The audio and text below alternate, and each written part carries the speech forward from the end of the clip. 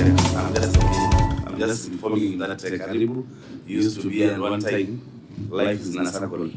Okay, Senator. Good morning, Governor and team from Migori. My name is Edwin Sifuna, Senator from Nairobi. Welcome to Nairobi. I'm also a member of this committee. Morning, Chair. Chair Ayacko, which is my name, member of the committee. Thank you. Not very sure what happened to Chair over the weekend. He seems to be under the weather, but I hope as the sun comes out, his true nature will also come out. Chair, that is a conflict of interest. Because you don't know where I was. Let's leave it there. My name is Moses Ochilo Kajwang, Senator from Homa Bay. I chair the committee. Clerks? In person. Just proceed. Name and designation. Thank you, Chair. My name is John Achora, Chief Officer of Finance and Economic Planning. Good morning, Chair. My name is Joseph Mahiri, Deputy Governor of Migori County. Good morning, Chair. My name is Maurice Otunga, the CEC, in charge of Finance and Economic Planning. Good morning, Chair. I'm CPA Rico Chenjalango, Head of Accounting Services. Thank you. Good morning, Chair. I'm CPA Janet Apio, Director Internal Audit Services. Good morning, Chair and Honorable Members. I'm Victoria, Chief Executive of Trade, Tourism and Industrialization. Morning, Chair of the committee. My name is Holly Edward, Legal Advisor to the Governor. Good morning, Chair. My name is David Ligao. I'm the Deputy Director of ICT E-Governance Innovation. Morning, Chair. It was one letter that was requesting for responses on both the report to the executive and the receiver of revenue.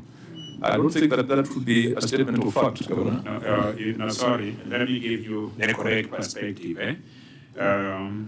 Since we were responding to the resolutions that the status on the resolutions, there was no resolution relating to this matter.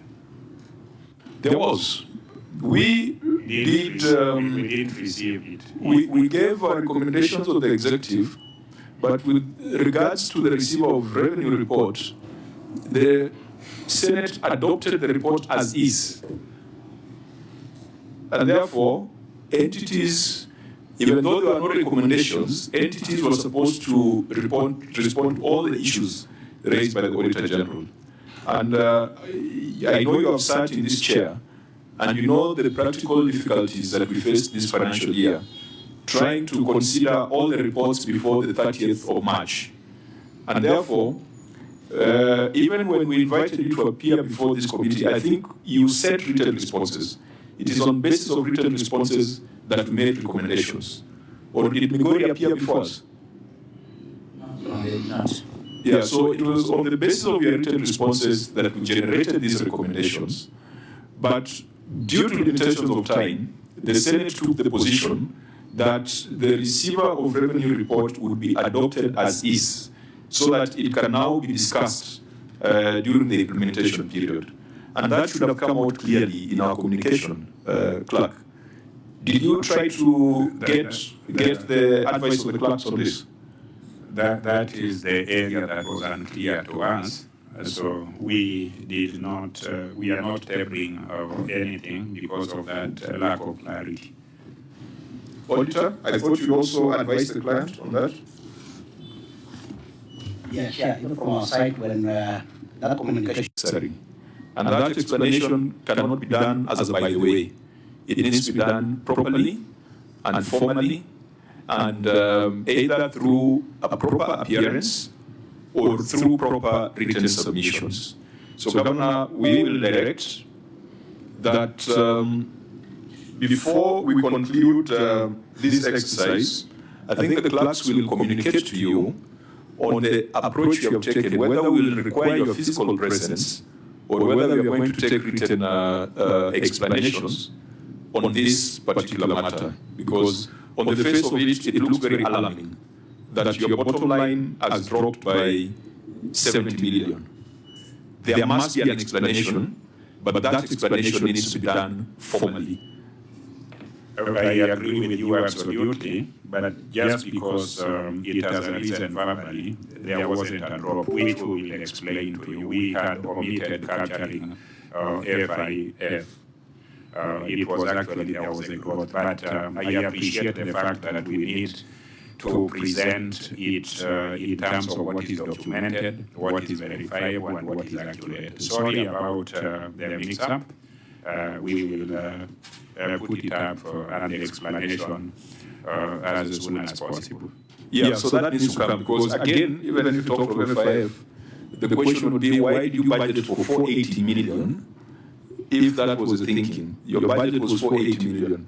Your actual was 337 million. So that explanation needs to be on record, because there's an exercise you have asked the PBO to carry out, where we want to do a proper factual ranking of counties when it comes to fiscal responsibility.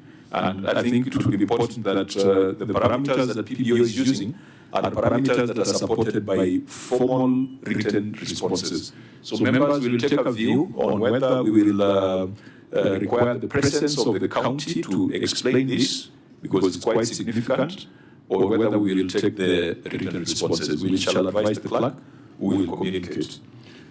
Just share for my own information.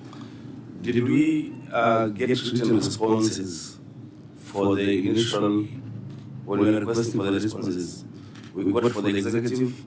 Did we get for ROR? And is it only for Migori or is for the rest of the counties? Maybe we need to know. Did we get the initial responses, written responses, which we looked at to do our report for executive and for ROR?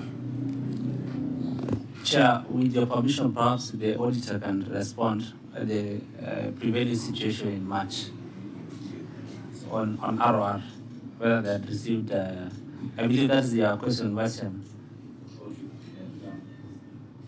So that we can know if the problem is unique to Migori or to other counties.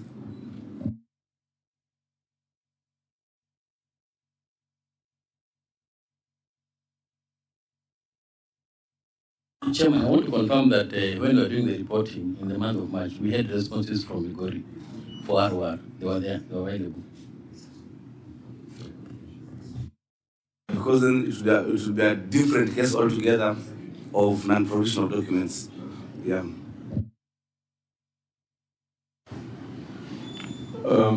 Sorry, Vice Chair, did you get the answer to the question you asked? The auditor says that they had given the responses.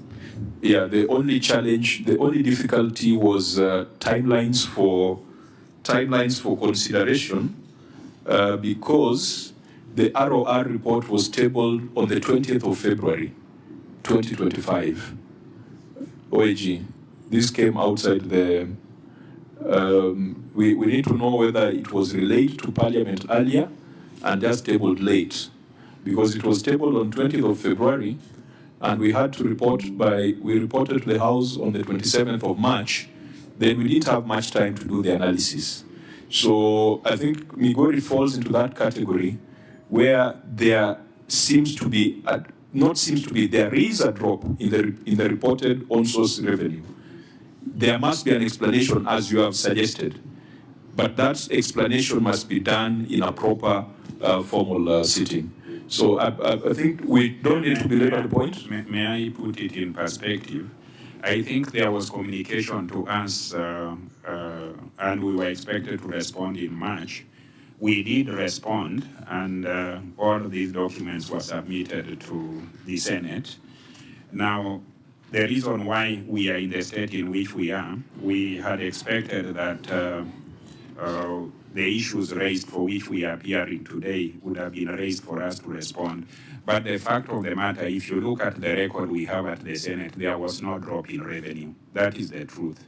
So today we came here with the assumption that the issues that required the status report were the ones that required the tabling of responses. But when it comes to the ROR, we have records of what we have with the Senate. And now that you have advised that we need to respond to them because we'll respond to them, but there is no drop in revenue. That's the point I want to capture. And it is already in your records if it is analyzed. Let's schedule a proper conversation on that because this is a report of the Auditor General that I'm referring to that has analyzed total receipts. Senator Gataya, go on record, please. Thank you, Chair. My name is Senator Mwanda Gataya, and I'm the county member of this committee. Thank you, Chair. Any preliminaries, Senator Chiragi?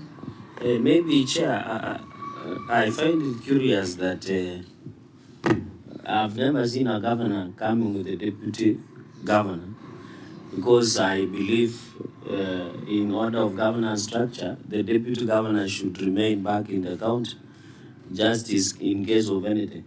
Or governor, you don't trust your deputy governor, so that when you leave, he would have done a coup d'etat when you are back in the county. Maybe the deputy governor is on induction. No, he cannot be on induction. That is a governor in waiting. Let's allow the governor to respond.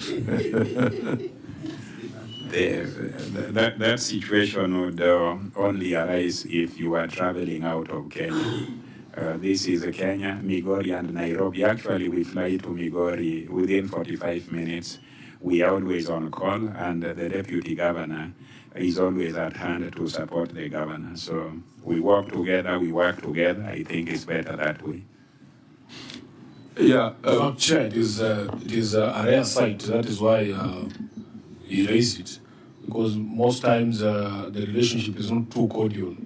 If you look at your neighbors in the region, there are some who cannot sit with their deputies the way you've done. So I think it is something to be applauded. Personally, I feel that is the situation. Yeah, so I hope that SIA is taking note. I hope Trans Nzoia is taking note. And probably Kakamega.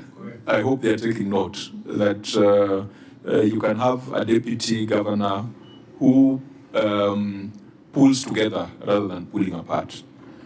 I think for me, the more interesting observation is the presence in the room of the internal auditor plus the chair of the audit committee. Did I hear someone introduce themselves as the chair of the audit committee? Yeah, so we feel that in this exercise, the chair audit committee needs to be present. Because if you look at the charter, the audit committee charter, you have a responsibility that intersects with what we are doing. In fact, before we go to the governor, now that the county assembly is not here, the county assembly would have told us whether they have already processed this report. They are the primary overseers. Many a times they claim that the Senate is taking away their function.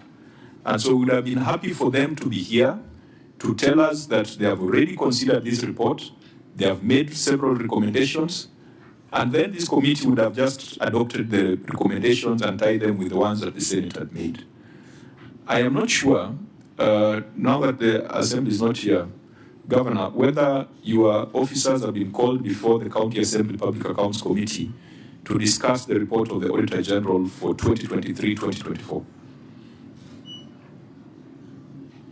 Let me ask my CEC responsible for finance and planning to respond to that. Proceed. Chair, we before the committee. For which financial year? 2023-2024. And has the process been concluded? Have you seen the report of the Assembly following that exercise? Not yet, Chair. Auditor General, were you involved in that interrogation? Because it cannot be between the Assembly and the Executive. The auditor is the prosecutor. I'm not sure whether they have called for the executive, but what I know is that the Migori County Assembly has processed a number of reports, including hospitals, water companies, and even municipalities. But for the executive, no. Yeah, so we still have a problem in terms of the Assembly is doing what they're supposed to do.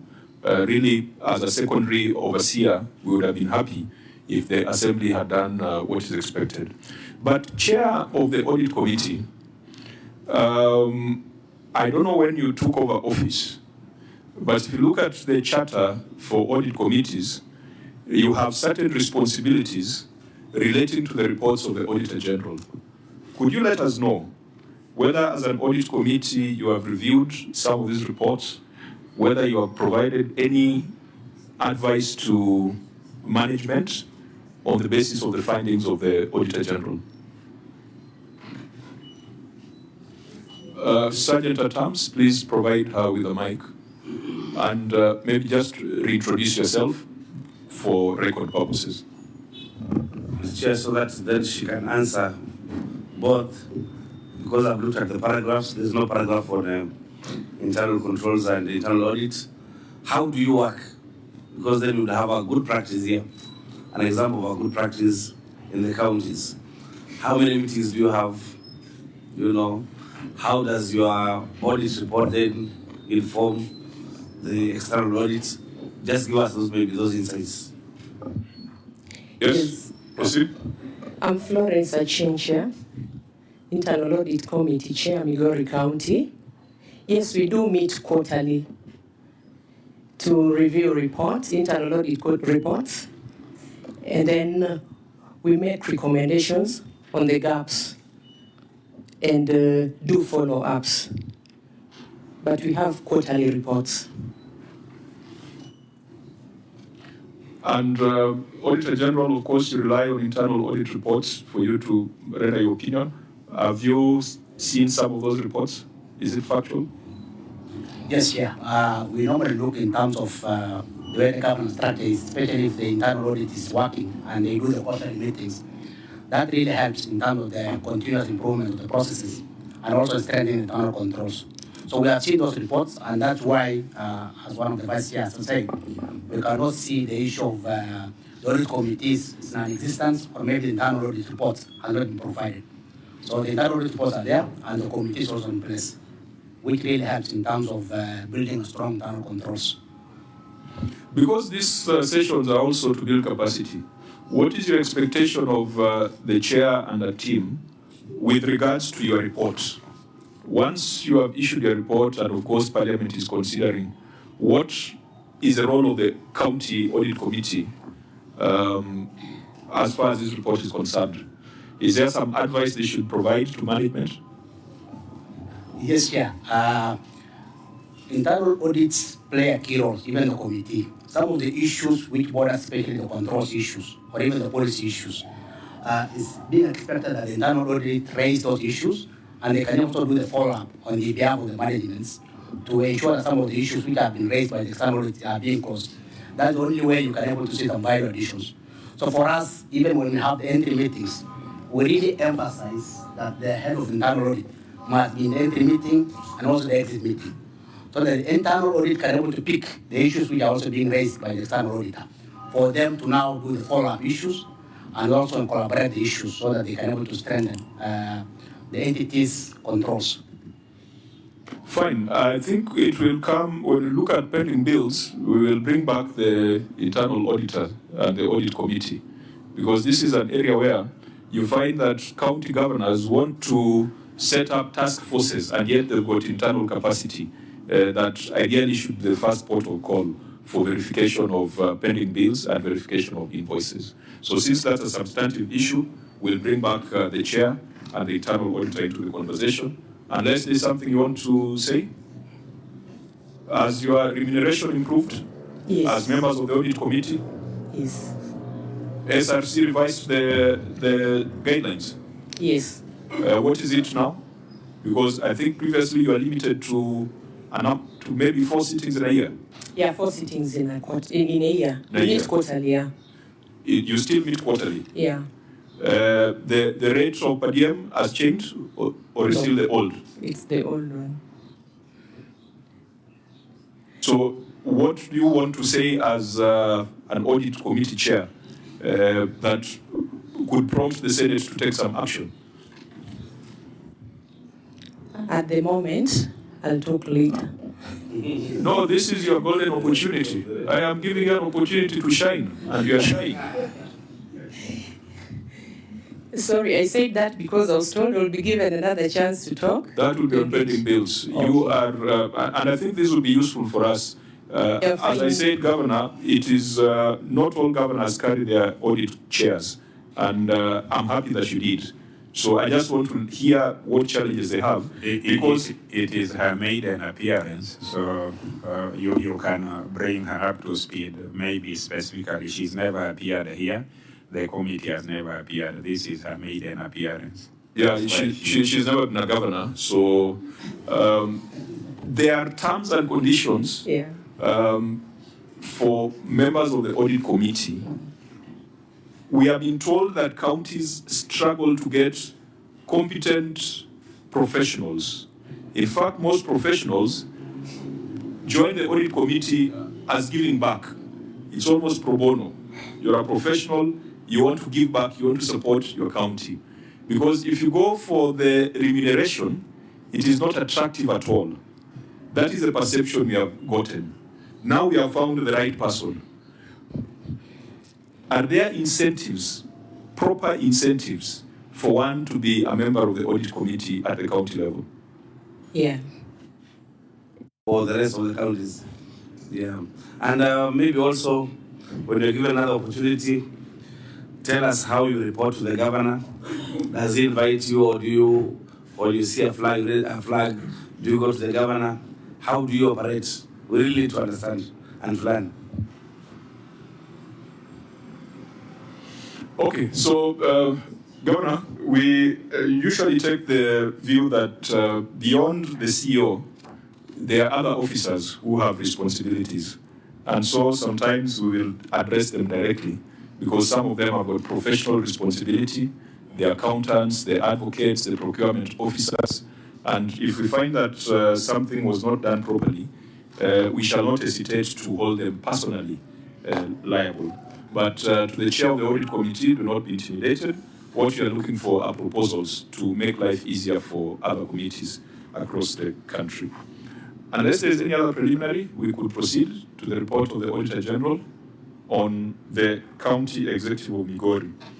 Because the Senate has already generated recommendations, what we'll do is that we'll look at the auditor, you'll refresh our memory on what your finding was. The clerk of the Senate will tell us what we recommended, and then we will ask the entity to whom a matter was marked to give us an update on its status. Auditor General, you could start with the very first issue that we had marked as unresolved. Thank you, Chair. The first issue in the summary briefs is about unsupported expenditure on the wages. And this relates again in terms of, there was 141 million, it was already spent. And the issues about the temporary staffs that has not been issued with letter of appointments, and also the supporting documentation for those temporary staff. Secretary, I think just read your summarized audit finding, because there could be people following and they might not have visibility on the issue. Just read the issue, the amount, and the documents that were missing. It needs to come out very clearly. The issue number one is unsupported expenditure on wages, cash in 141,269,005 was spent on the basic wages for temporary employees. However, the letters of appointment for the temporary employees were not provided for audit review. Management explained that most of the temporary employees were inherited from the defunct local authorities, and the process of regularizing them, the engagement is ongoing. Clerk of the Senate, what was our recommendation on this matter? Mr. Chairman, the committee recommended that the county executive expedite the regularization of all temporary staff engagements through the now functional county public service board, and immediate steps should be taken to issue letters of appointment to the 441 casuals whose recruitment has been completed, and all supporting documentation should be made available for audit review to confirm the existence, accuracy, and completeness of the wages paid to the Office of the Director General within 60 days from the date of adoption of the report. Number two, that the county executive management should establish robust internal controls to ensure that all future engagements of temporary employees are properly documented and approved in compliance with relevant regulations. Chair, can I request on procedure? Yes, Senator. Because my question will tie up to a number, because I can see there is number 1, there is number 11, and non-compliance, delay in confirmation of employment, and 13. Is it fair if we can go through, under your guidance, of course, the 3 of them, because the questions I would want to query on this might touch partly on the other 3 aspects of human resource. I don't know. I would recommend that we deal with this separately because it has a specific amount. Okay. The other 2 have got a policy element to them. Okay. They've got a policy element to them. We can handle them jointly. But this one is specifically 141 million spent on temporary employees, and the auditor saying that that expenditure was not supported. And I think, Governor, when you sat on this chair, the conversation was when the auditor schedules, Annex 1B sample time sheet, they are attached, and if you go to those annexes.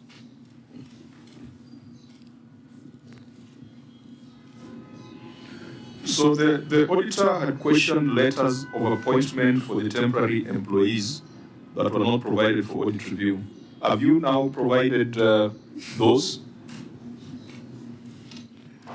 Let me ask. Because you have said it is in the process. Now, in the process, does it mean some have been issued, others are pending? Let me ask the Vice Chair of the County Public Service Board to respond on my behalf. Vice Chair, just clarify what you mean when you say is in the process. Tell us that process, it has how many steps, and you are in step number what? Thank you very much, Chair. We finalized with the recruitment. Actually, we are at the tail end.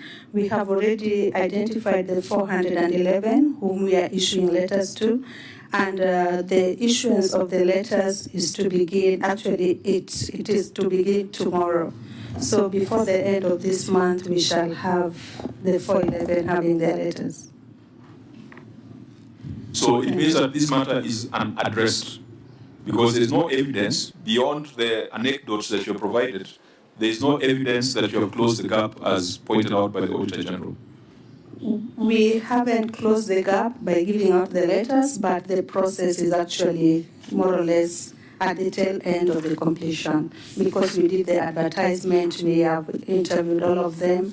Would it have been useful to provide evidence of that process? The advertisements, whatever steps that you are taking? Because now what you are dealing with is hearsay.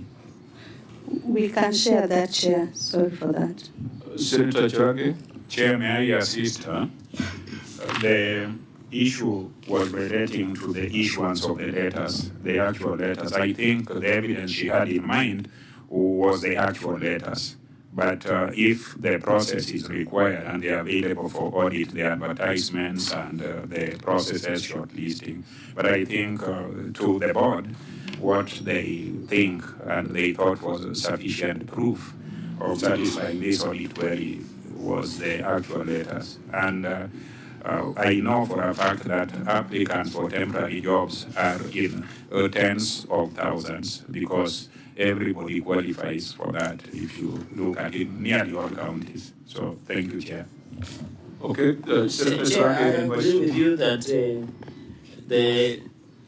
the non-issuance of letters goes to the how 141 million was being spent. So now that the Vice Chair of County Public Service Board is here to provide us with the letters, then this matter remains. This money cannot be accounted for because if it is not, this one of the query was the letters of appointment.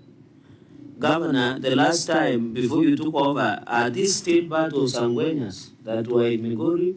Or where did Sangwenyas go? Are you hiding them through this number of 411? Because, you know, if you don't want people to be known, you just say we are in the process. And even the County Public Service Board has said or she has not even produced an advert of advertisement, work schedule, or even minutes of the board to show that they're in the process of issuance.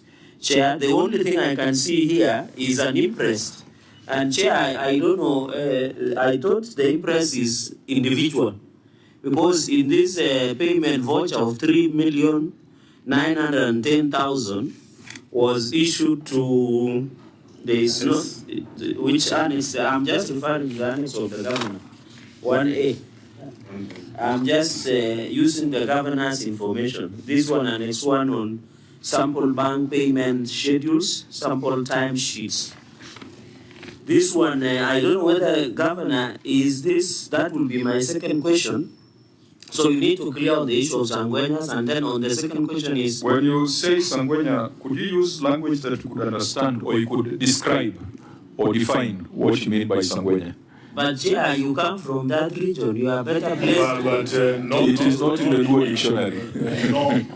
What I meant, let me just... Just help us to understand. I know you're from background. These are the courtiers of the governor. They carry around the governor's seat. They go and to lease a ground. You know, they are both goons. They are goons in suits. They make sure the place looks nice for the governor. Akisema Ochilo, wanasema 2 terms. So, but that is beside the point. Now, the one on, that is why I really wanted to know whether these 411 are still part of it. And secondly, Governor, I thought the issuance of payment voucher should have been specific, because I can see somebody was issued with 3,910,000 shillings only, and 8 shillings. Who was this person? I can see it's Director of Finance. So is this an impress that were being issued and attached to the schedule? Because if it is an impress, Chair, impress, as you have always said, it's more important.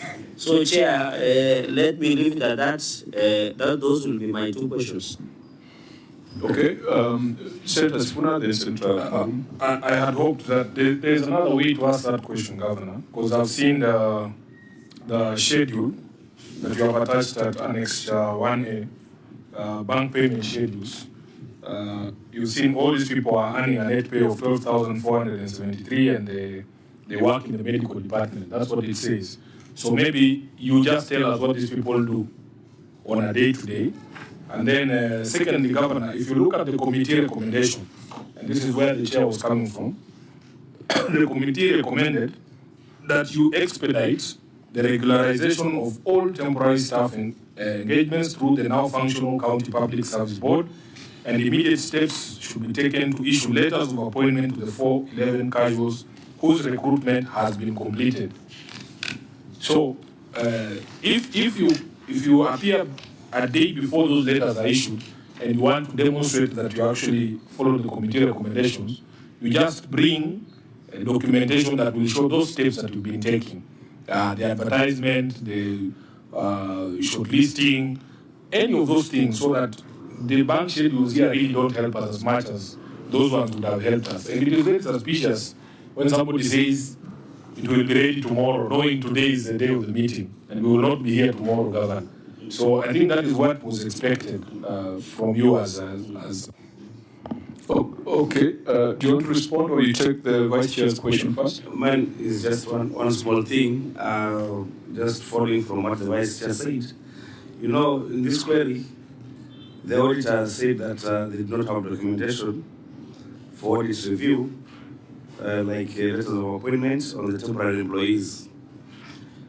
And now the explanation was these were inherited from the funds, local authority. Housing levy, all those things. When you look at them, they have a significant impact on what the wage bill means. There are also facilities that are completely unmanned. For instance, we have 167 health facilities, a single nurse and several casuals. If you look at all those dynamics, you will find that the number has to rise. When it is raised by 500 million, it may appear to be significant against our budget. But all the county budgets are suppressed because the county revenues are not enough, just like national revenues, the sharing revenues. So yes, 500 million is significant, but if you were to ask the ideal budget for running Migori County, for running Nairobi, Taita Taveta, I don't know about Nairobi, they have a better on-source revenue. We actually ought to be spending more on revenue, but harder times. So the number seems significant, and we hopefully will compensate when we fully achieve our on-source revenue target. And there is something we are doing about on-source to achieve the on-source revenue target. You see, out of that 500 million on temporary employees, those are four times increase from 34 to 141. Now, auditor, I think you need to also drill into this so that you have clarity. Counties will hide under the percentage. So their percentage is 38%, which does not look to be too bad. But if you go into the details, you'll find specific expenditure lines with very, very insane increases. A 4 times increase on temporary employees should raise the flag. A 17% increase on permanent employees should also invite some questions. Auditor, is it something you have a view on, or is it something that we can look at much deeper? Because I know it is not part of this report, but it's something that cannot escape our attention as a Senate. In fact, as you are auditing, when you see that big leap of 400, 500 million, what do you look at? There might be new employment, or maybe implementation of CBA and so on. So if it is new employment, it must be accompanied by some things like needs assessment, maybe there are some hospitals that are opened, some new CCs that are opened, some new employment, which then can lead to that. Or how do you then do your audit? How do you audit that leap? Thank you. For us, when we do the audit, of course, as you said, we look in terms of the comparative. As you pointed out, you see the previous figure that has been reported, which has already been audited, and again, the current now paying of the financial year. So the question is, if there is a growth of expenditure, they must be explaining, they must underline explanation for that. So if there are cash flows, like now they are saying the cash flow has been 400,000, and you can see when the figure of 141, we are referring to those 400 cash flows. So there must be an explanation as to why the figure is going up. And for us, when we do the audit, we even unbound in terms of that growth of those figures. We will not just concentrate on weight bill, as you say, but we look in terms of the items, in terms of the expenditures. That's how we look at it. So might we find the answer on this when we come to non-compliance with fiscal responsibility principle of wage bill? Are we going to find the answer? Because there was a growth from 34% to 38%. Maybe we look at that and see whether there's an answer to the question that we're raising. I'm also being given additional information about the temporary workers. One, there was also an increase in what they were being paid earlier. I think about during this epoch it was about 10,000 per person. It went to 14, but the net is 12.5. So that is also there in terms of these temporary workers. And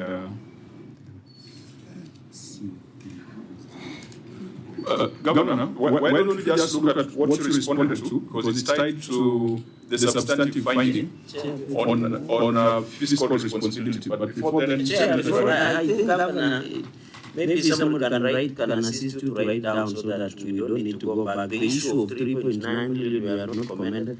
Chair, just to build upon the question I had asked, looking at note number 11 on compensation of employees, it grew from 2.9 billion to 3.2 billion in this year under review, and that year the transfer from CRF was 8.5 billion.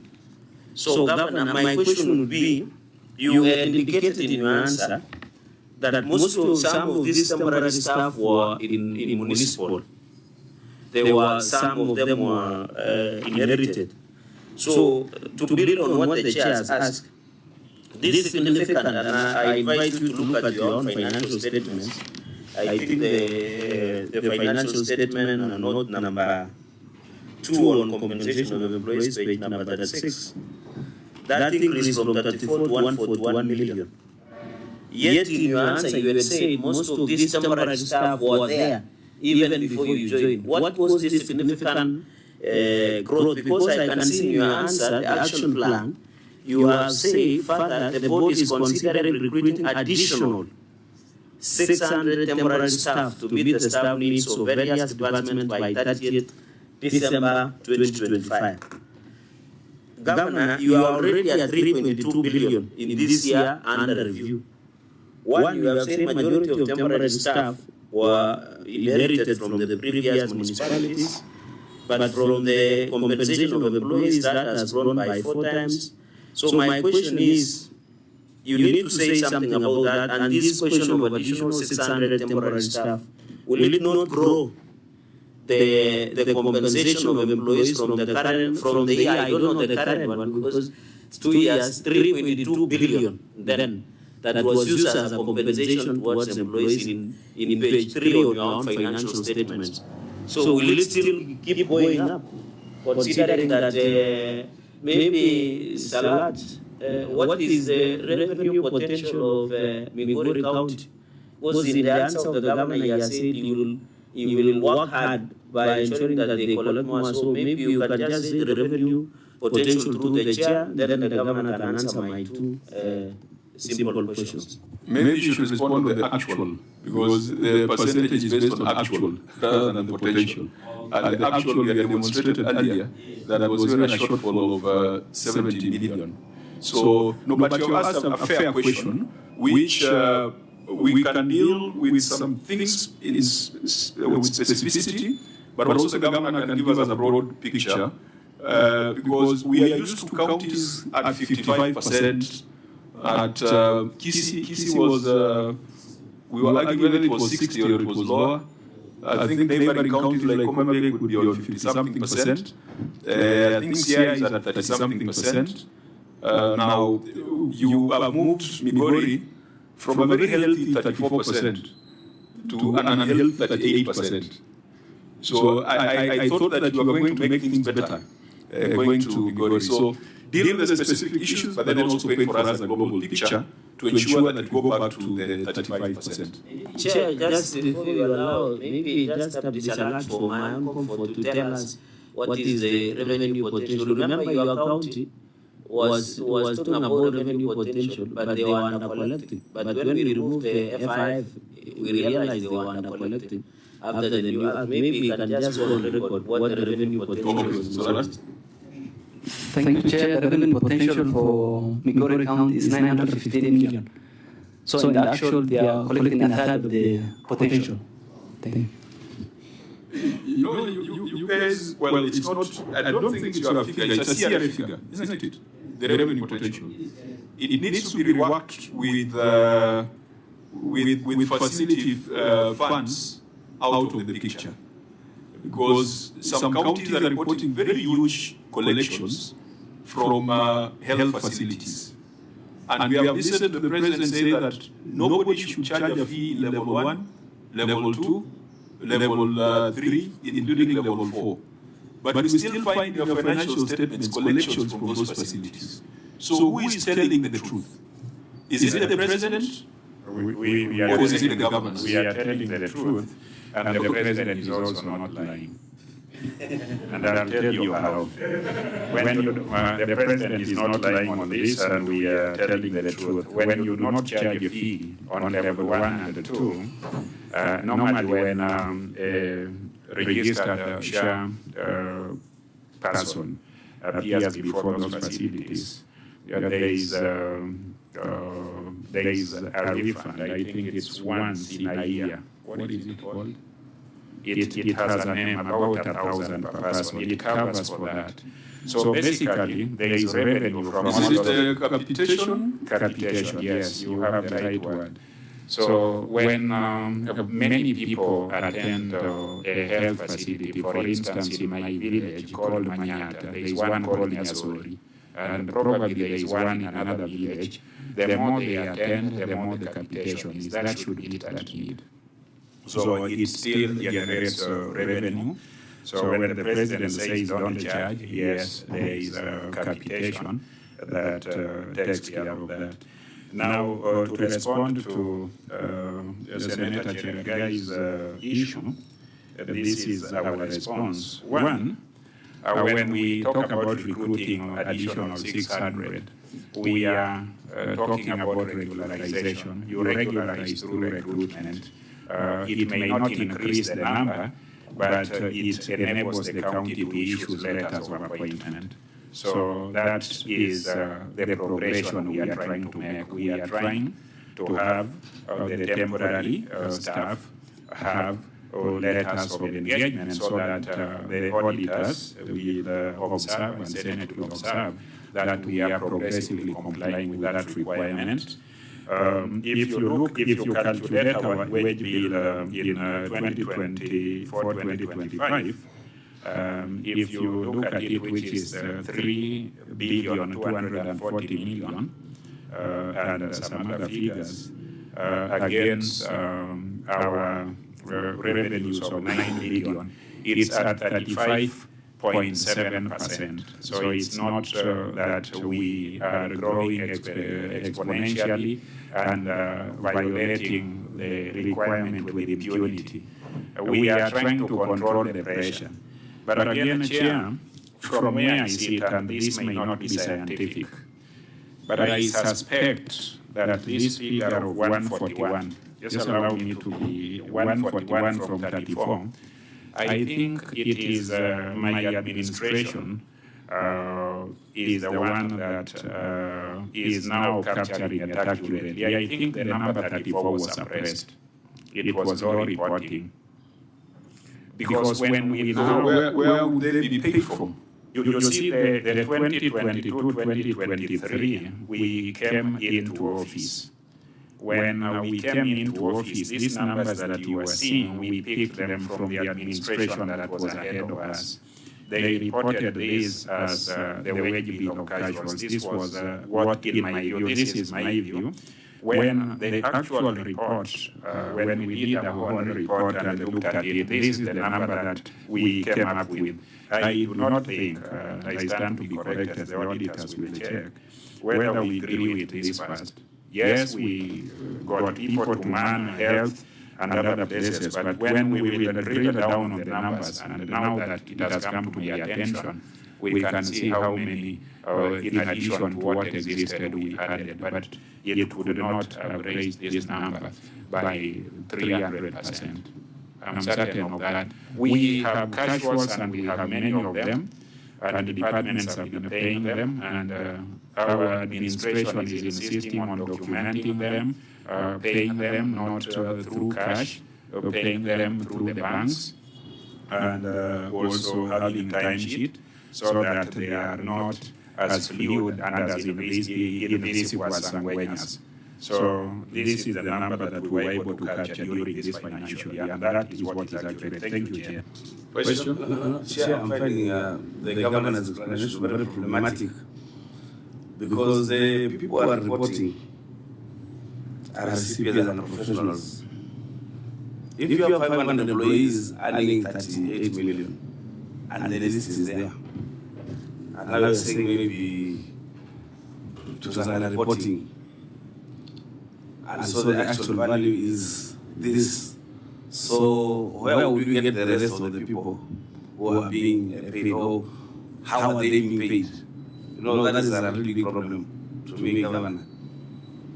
Is it possible to pick wrong data and to pick the employees from elsewhere and bring them to the fray of employees of the county so that the budget can go up?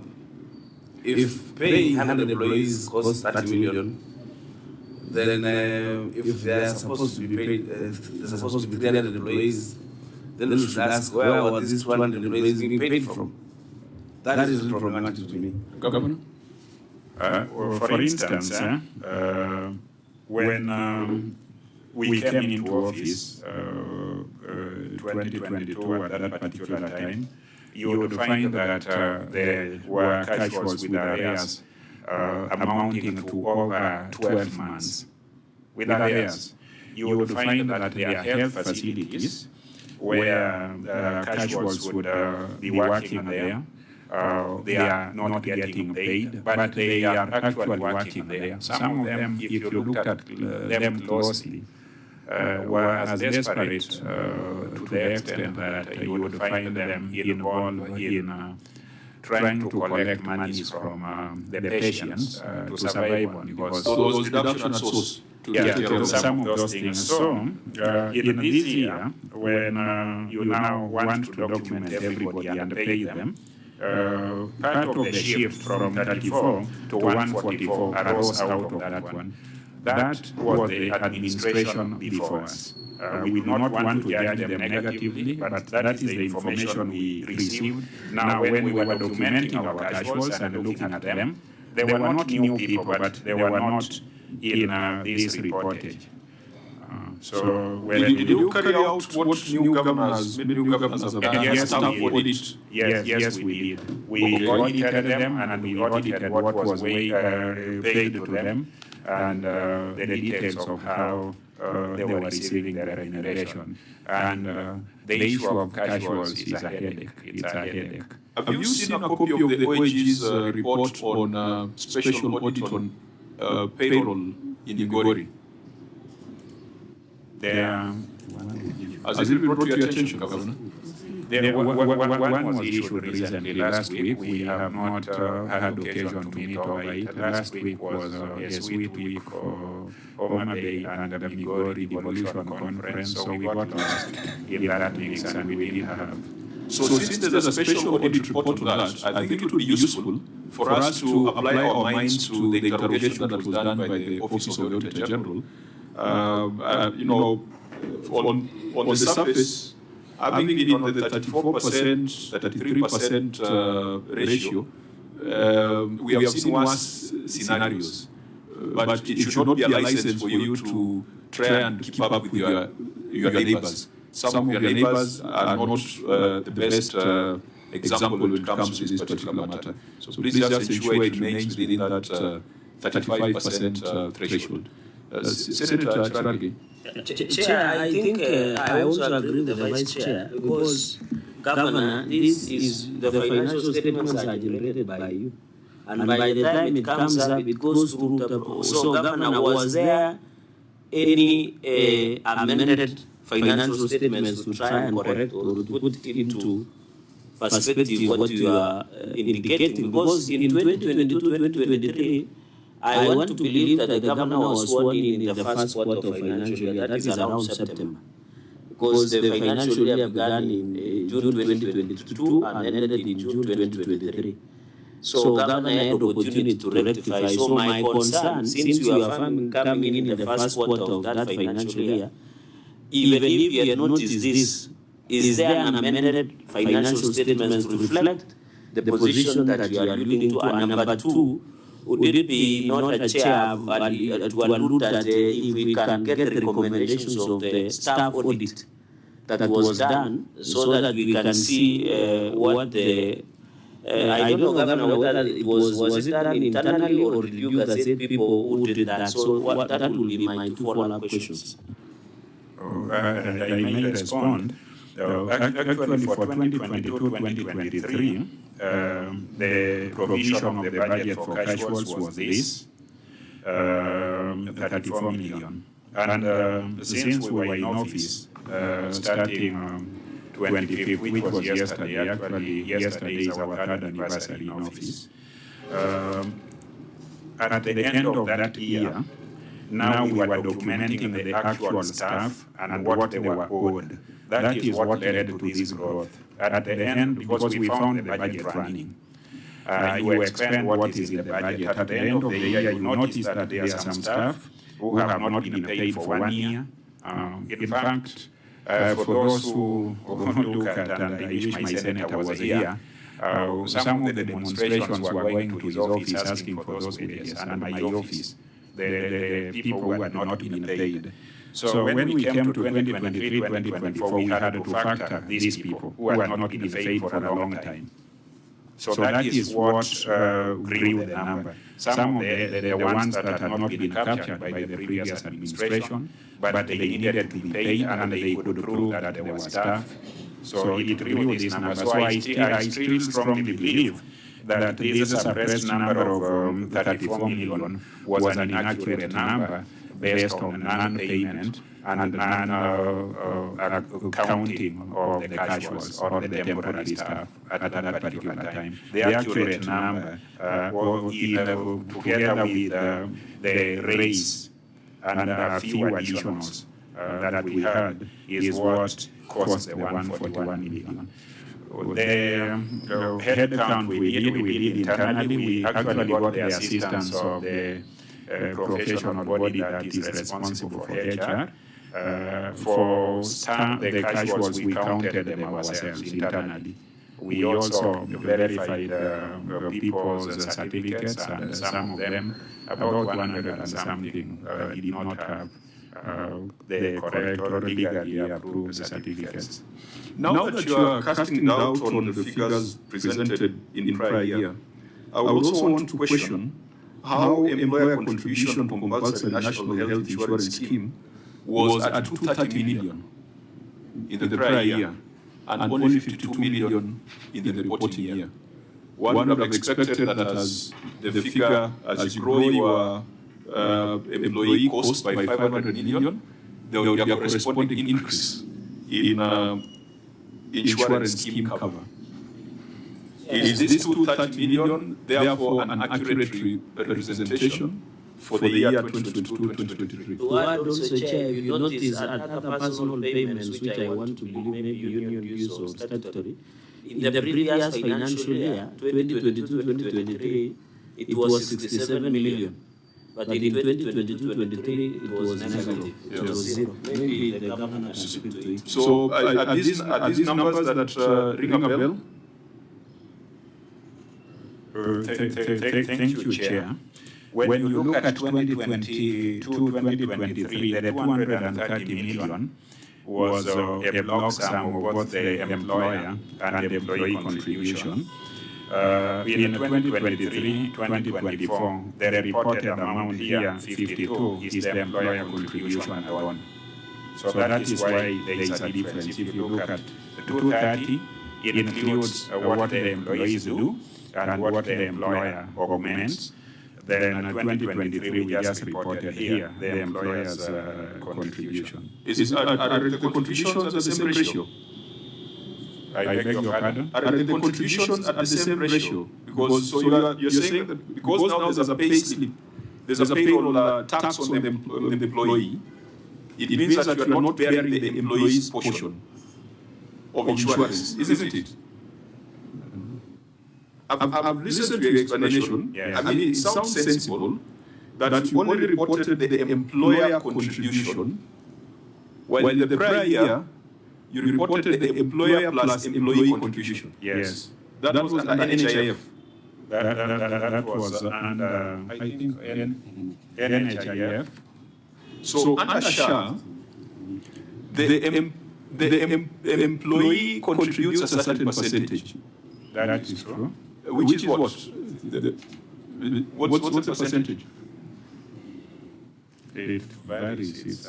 Can we get... Is it 2.75? And the employer's contribution? The employer's contribution matches. I think it is slightly more. Because if the employer's contribution matches, then you are assuming that in this year the expenditure, both from employer and employee, on compulsory national insurance was 104 million. You're following my one is 2023-2024, isn't it? Which is this year business was Yeah, this share business is a little later. It was a little later, so that cannot be the explanation. Because if 1 year you are at 230, the next year you are at 52, it either means, and this is compulsory insurance. This is not even comprehensive health insurance. Health insurance scheme. Let me give you some other explanation about health insurance scheme. Health insurance scheme is a scheme that management decides the extent. You can make it as comprehensive as you have, without disclosing which counties, but you will check it because you are in a position to know. Other counties spend more than the expenditure is different. So in 2022, 2023, 2024, I think in our discretion and in our budget also, we reduced. But what we reported here... Governor, this is compulsory. This means health insurance established by the state. So there is no option. I am mixed up, but 2022, 2023, the figure, it was a log figure. Or let me just allow my, the head of financial services to... Yeah, because we want to find out whether, as you said, that the 34 was underreported, could the 230 also have been a misreporting? Because it does not relate with the year under review. Then, Chair, as he prepares to answer, then it will mean the entire financial statement is wrong. We can take a view and find out who the CPAs were who prepared the financial statements. Thank you, Mr. Chair.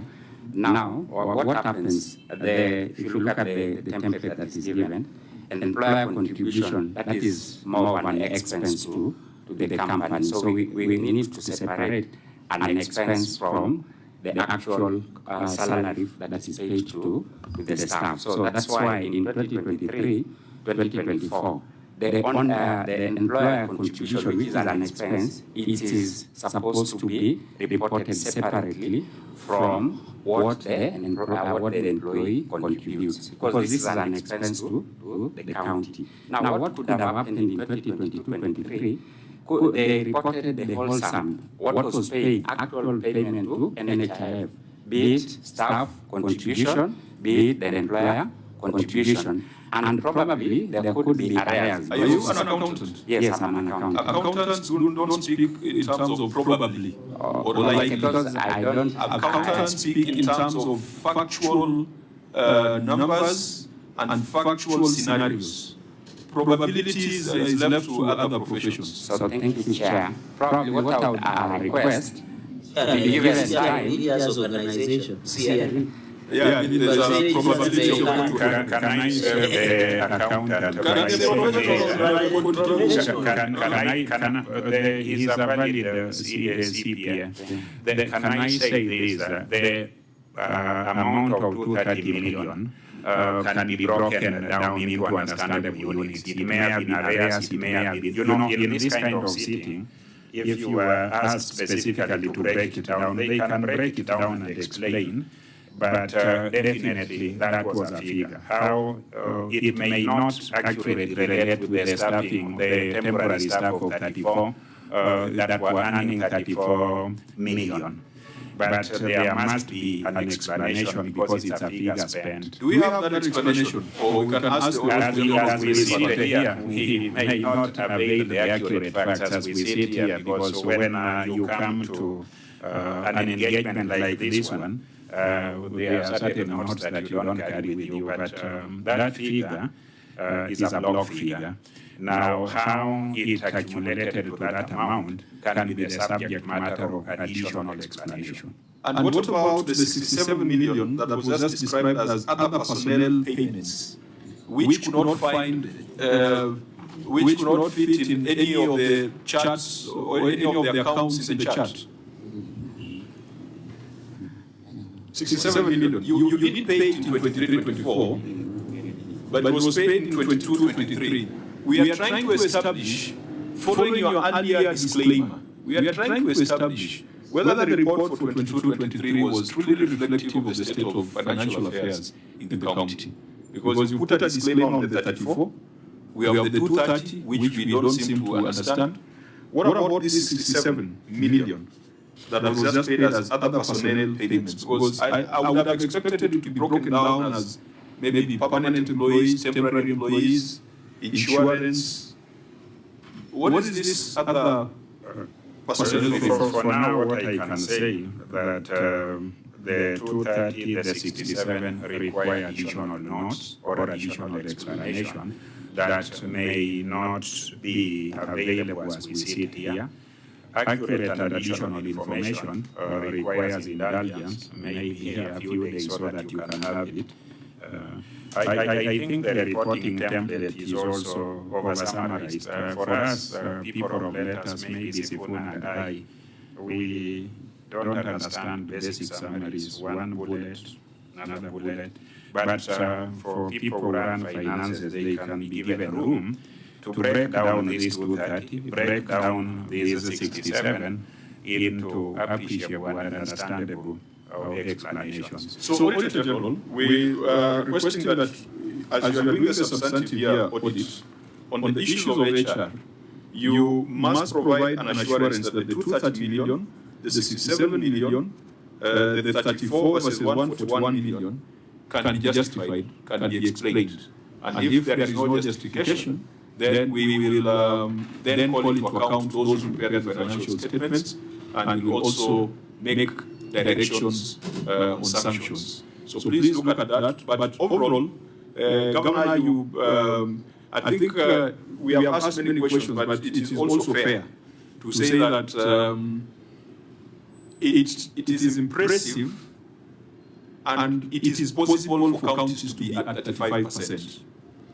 There are governors who have come here and said it is impossible because of defunct local authorities. But you have demonstrated that it is possible to stay within that threshold. So I think this is a rare case where we are compelled to give flowers to our governor on the issue of wage bill. Please don't let it balloon any further. Honourable members, can we then move to the next issue? Because there we have discussed 38% of the total expenditure of Migori. Now we can go to the other issues that were raised by the Auditor General. OAG, let's go back to the second issue on unsupported legal expenses.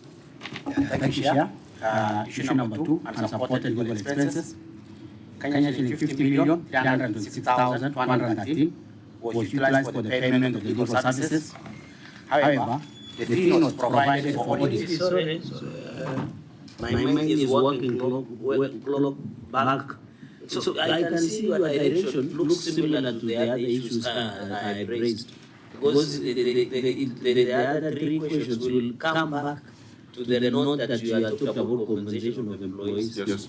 So will the other ones fall by the sword of the direction that you have given in number 1? Yes, so that close on HR. Yes, we will close on HR, so the Auditor General will give us that assurance. Okay. So the status of that matter is that it remains unresolved pending confirmation on the propriety of the other payments. And it affects number 11, 12, and 13 because you have alluded to wage bill fiscal responsibility. Yes. Actually, the other one of unconfirmed, I think it was something around compliance, delayed confirmation employment. And that's what the auditor has marked as arrest. So when it comes to HR, I think the directives we went through the OAG shall apply.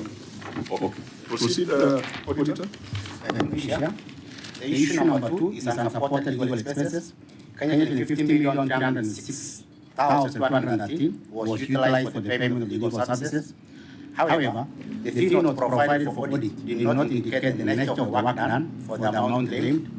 No tabulation was also provided to show how the fee was conformed to the Advocates Remuneration Order 2014. Thank you, Chair. Clerk, what was the recommendation?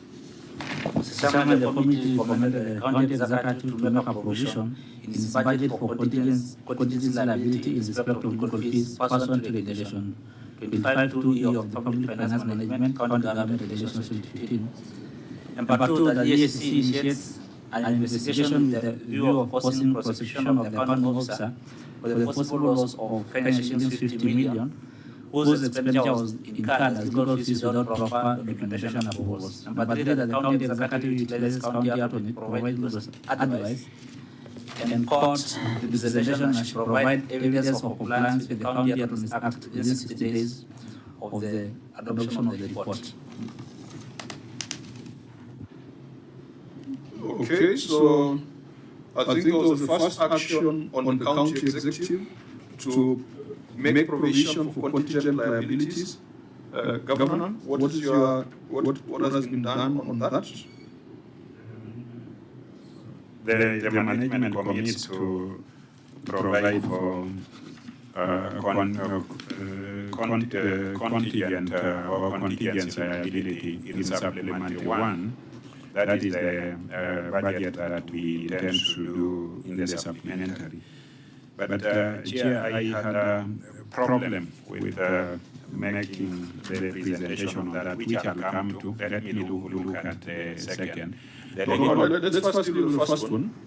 The first one, the contingent liability is not how you make that provision in your supplementary budget. I thought this is an issue of disclosure in financial statements. What does the supplementary budget have to do with it? The recommendation, that's why I had a problem. The county executive to make a provision in its budget for contingency liability in respect of legal fees, Pass 1 Regulation 25, Sub-Regulation 2, Paragraph E of the Public Finance Management County Governments Regulation 2015. Now, the issue, the challenge I had was when you look at the audit issue. The audit issue is very specific, about 50,326,000, which was utilized for payment for legal services. However, what the auditor observed, the fee not provided for audit did not indicate the nature of work done for the amount claimed. So when the recommendation is made about contingency liability, I failed to... they are quite related, Governor. As you know, contingent liabilities are defined as a possible obligation that arises from past events and whose existence will be confirmed only by the occurrence or non-occurrence of one or more uncertain future events, not only within the control of the entity, and some of the contingent liabilities may arise from litigation in progress, etc. So the prudential guideline or guidance of the committee is that if you have litigation in progress, make disclosure. It's not a budget provision. Perhaps the wording was wrong. Because you wouldn't make a budget provision for litigation in progress. All you are required to do, in accordance with that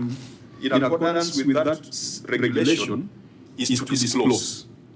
And in the financial statements, there is a page where contingent liabilities are to be disclosed. So I think in terms of action, what you need to commit is that in your financial statements, not in your budget. I think it was misdirected. In your financial statements. That is how we got lost. That's the actual recommendation. Senator Omogeni? Yes, Senator Omogeni, Senator Nyamera, member of the committee. I think the governor is right. He's very right. The audit query is on failure to provide supporting documents. That's the audit query. So what we should be advised by the auditor is whether the documents were subsequently provided to justify the nature of the work that was done for the amount claimed. Okay? And then, I don't know whether Governor can expound. What I can see as your explanation, which is on column 3, is that you are saying the legal cost of 50 million includes the critical sums. That's what you're telling us. Yes. Meaning that this is not money that was just paid to a lawyer. It's money that includes a debt. The critical sum means you are also paying maybe someone was claiming. And I think if this has been ably explained, we don't need to retain it as a matter that is not resolved. Because we also don't want to be seen, Chairman, that there is one profession we have picked called lawyers who want to hit left, center, and right. Some of us are also lawyers. I don't think we have any problem with lawyers. We have just been dealing with HR professionals and accountants in the first 1 hour of our conversation. So there is no cherry picking. But on this particular one, the point I'm making, Chair, is if you look at column 3, on the summary that is before us, the explanation is that the money, the cost of 50 million includes the decretal sum. So maybe what we should know is whether the auditor was given supporting documents for us to be convinced that the answer is correct. The explanation is correct. I think let me give guidance before you jump into the defense of your professional colleagues. When we make recommendations, we make policy recommendations, and we also make recommendations specific to the matter flagged by the Auditor General. When it comes to legal fees, we have noticed that counties are not disclosing contingent liabilities. Did you disclose your contingent liabilities in these financial statements, Governor? That time, no, this year, but correct. So that is the reason why the first thing we said, all counties must make an estimate and must disclose the potential liability from litigation in progress. It is not a budget provision. Now, the accountant, the gentleman, are you an accountant or you are probably an accountant? Or almost an accountant? Thank you, Chair. How do you explain contingent liabilities within this context so that there is no misunderstanding? No, Chair, you are very right. We are supposed to disclose this, the contingent liability in our financial statement. Where we didn't understand is from the recommendation. That's why No, but if you refer to the regulation, the regulation is much clearer than our recommendation, because the mistake we said is to make a provision in the budget. Okay. It should have been to provide disclosure in the financial statements. And I think that's an easy thing to do. Yeah. That one is very easy for the Auditor General to confirm. Which we have done in the financial statement. It has been done, Chair. The Senior Counsel Omogeni and yourself, you were both right, because from where we sit, we didn't understand this recommendation. It did not arise logically from what the auditor had observed as an audit issue. But it's very invaluable advice that do you now understand the context? Yeah, it is invaluable advice, and we have put it in our current financial statement. Correct. No, that's just an issue of disclosure. Now, we go back to the 50.3 million. This question was asked by the Auditor General during the audit. There was an exit meeting where the county had an opportunity to provide an explanation. That explanation, whether provided or not, did not satisfy the Auditor General. They escalated it to the Senate. When we requested for your written responses, you had an opportunity again to explain this. When the committee considered the written responses, we were still not satisfied. And so we said, if the auditor is not satisfied, if the committee is not satisfied with the written responses, then let's march to ESC, who have the necessary tools and capacity to advise us whether there was a violation of the law. Actually, on this, it's ESC who should be telling us that you assign this matter to us, we have investigated, and we agree with the explanation of the county, and therefore, Mr. Chair, drop this matter. This is not our baby. In the absence of ESC in the room, we have an appointment with the ESC on the 10th of September. This would be one of the things that they'll be coming to report to us and tell us, Chairman, this matter you marked to us, it was a critical sum, we have perused the documents, we are satisfied that the county did the right thing. If they do so, we shall drop it. May I say something? And this I also say as a lawyer.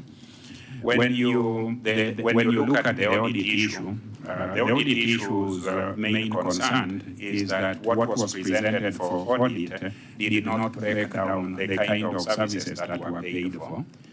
And there was no indication as to either loss or violation of any law. For those who are familiar with advocates' remuneration order, I think what the auditors were asking for is what were the specific services. It had not been tabulated. So to discharge or to take away these obligations is to give an explanation as to the specific services that add up to the 52 million. Has that been done now, Governor? Has that been done because you are responding to the auditor and you had engagement after 30th? Has it been done now? Do we have the tabulation for the fee notes? This is something that we can avail in the next 5 days because this information and this request. Chair, is the governor usurping your powers by giving a ruling of 5 days? I'm just I thought you should be the one ruling. I am making I thought 3 years ago you would have made me forget that you used to be the chair here. I am making a request. Basically, we are not worried about ESCC looking at this matter. But when you want to look at the tabulation, which we are the ones to do, we are able to give a tabulation that explains the services, including decreed amounts, that add up to 50 million. And the auditors can verify if a lawyer was paid 4 million, it was for doing A, B, C, D. If another was paid this, it was for that. These were decreed amounts that add up to. It has not reached the I think, Governor, this was not your, this matter was not assigned to you. It was assigned to you at the time of audit, and the question was put by the auditors at the time of audit. It was as, we also asked the same question at the time when we took your written responses. And it is obvious that the written responses do not satisfy us. As you have explained it so clearly, let ESCC be the ones to report, because the Public Audit Act requires every accounting officer of every institution that has been assigned a task to be the one to report back. We are trying to do things by the book now. And if it's such a straightforward matter, I believe that this is a matter that ESCC can be able to establish within a day and advise us that this matter is okay and can flag it off. Secretary, since you have ruled that ESCC, I think you said 11 or was it 10 September? We had said 11th, but they had indicated the availability on 10th. So then we had to... Because I had you during the evening show saying 10, so I was wondering. Yeah. It was supposed to be 11. Yeah, it was on upon consultation. Okay. So we are not... we are just saying that the information provided so far does not tie their expectation, but since they are part of this committee, let them be the ones to pick that and report to the Senate on its actual status. Thank you, Chair. We didn't get to number 3. We are okay with supplying them with the breakdown. Number 3, the Office of the County Attorney currently has 4 advocates who are now providing legal advice and court representation. However, the number is not adequate to handle all legal cases to the county, resulting to outsourcing of external legal services. Then for bullet 4, our response is going forward, the management will recruit more. Again, that is the danger, the way build, and good lawyers require good pay. But again, if you look at national government with all the lawyers in Kenya, they still get external lawyers, including Parliament, when they litigate. Parliament has a legal Governor, just for avoidance of doubt, I think there's a committee of the Senate, must be the Justice and Legal Affairs Committee, that has gone through this particular issue of counties recruiting external lawyers. And I think we agree as Senate that there are circumstances that warrant that. So this recommendation should not be interpreted to mean that we are proposing a ban on external lawyers. I hope you didn't understand it from that context. The recommendation of the county executive utilizes the office of the county attorney to provide legal advice and court representative and should provide evidence of compliance within county attorney's act within 60 days. So we were just observing that in our establishment we do not have enough of them. Do you have a county attorney? Yes, we do. Do you have a solicitor? But not yet. And that is required within the county act. Yes. So I think that's the demonstration that we wanted. To what extent have we implemented what is required under that act? But we have not gotten to the point of saying that the county should not engage the services of external advocates. So I was just wondering if the county attorney is in the room, Governor. No, the county attorney is not in the room. The county attorney. See, the challenge we have had with many counties is that they use this provision within the advocate's remuneration order of complexity of matters, and it has been abused. So that even straightforward cases are forwarded to external counsel who are experts and have to be paid higher than regular advocates. I wanted to just know. Because you say there are many cases in Migori. What is the main dispute there? But what is the nature of it? What is the bulk of these cases against the county? Land matters. There are also matters relating to gold or employment matters. Disciplinary matters, labor and all those courts, but there are quite a number of them. There are also people who, for want of anything, will stop the county executive from, the activists who will stop the budget from being implemented, anything from that are actuated by desire either for good governance or political checkmating people. So there are many litigations going on, and I think it's part of our expanded democratic space. Yeah, but most of those should be things that can be handled. It's just that maybe four advocates might be too few. But the totality of it is, it should make sense that even if you were to hire more advocates, you would still spend less than what you spend on external lawyers. That is a balance you should be looking for. When we came into office, we still have certain fee notes that are unimaginable. Some of them from our colleagues, amounting to 90s of millions. I do not want to discuss their names. So you're talking of 90 billion, Governor, here there is a lawyer who's demanding 1.9 billion from Nairobi County. That is the entire allocation for Lamu County in one financial year. So we have such. There are matters we lose in court when they are taxed. You get a very steep one. But when you look at our tenure, I think the costs are going down, and we hope to manage them. Okay, there's a substantive issue in the report and the staffing of county attorney's office. I think we can handle the two, but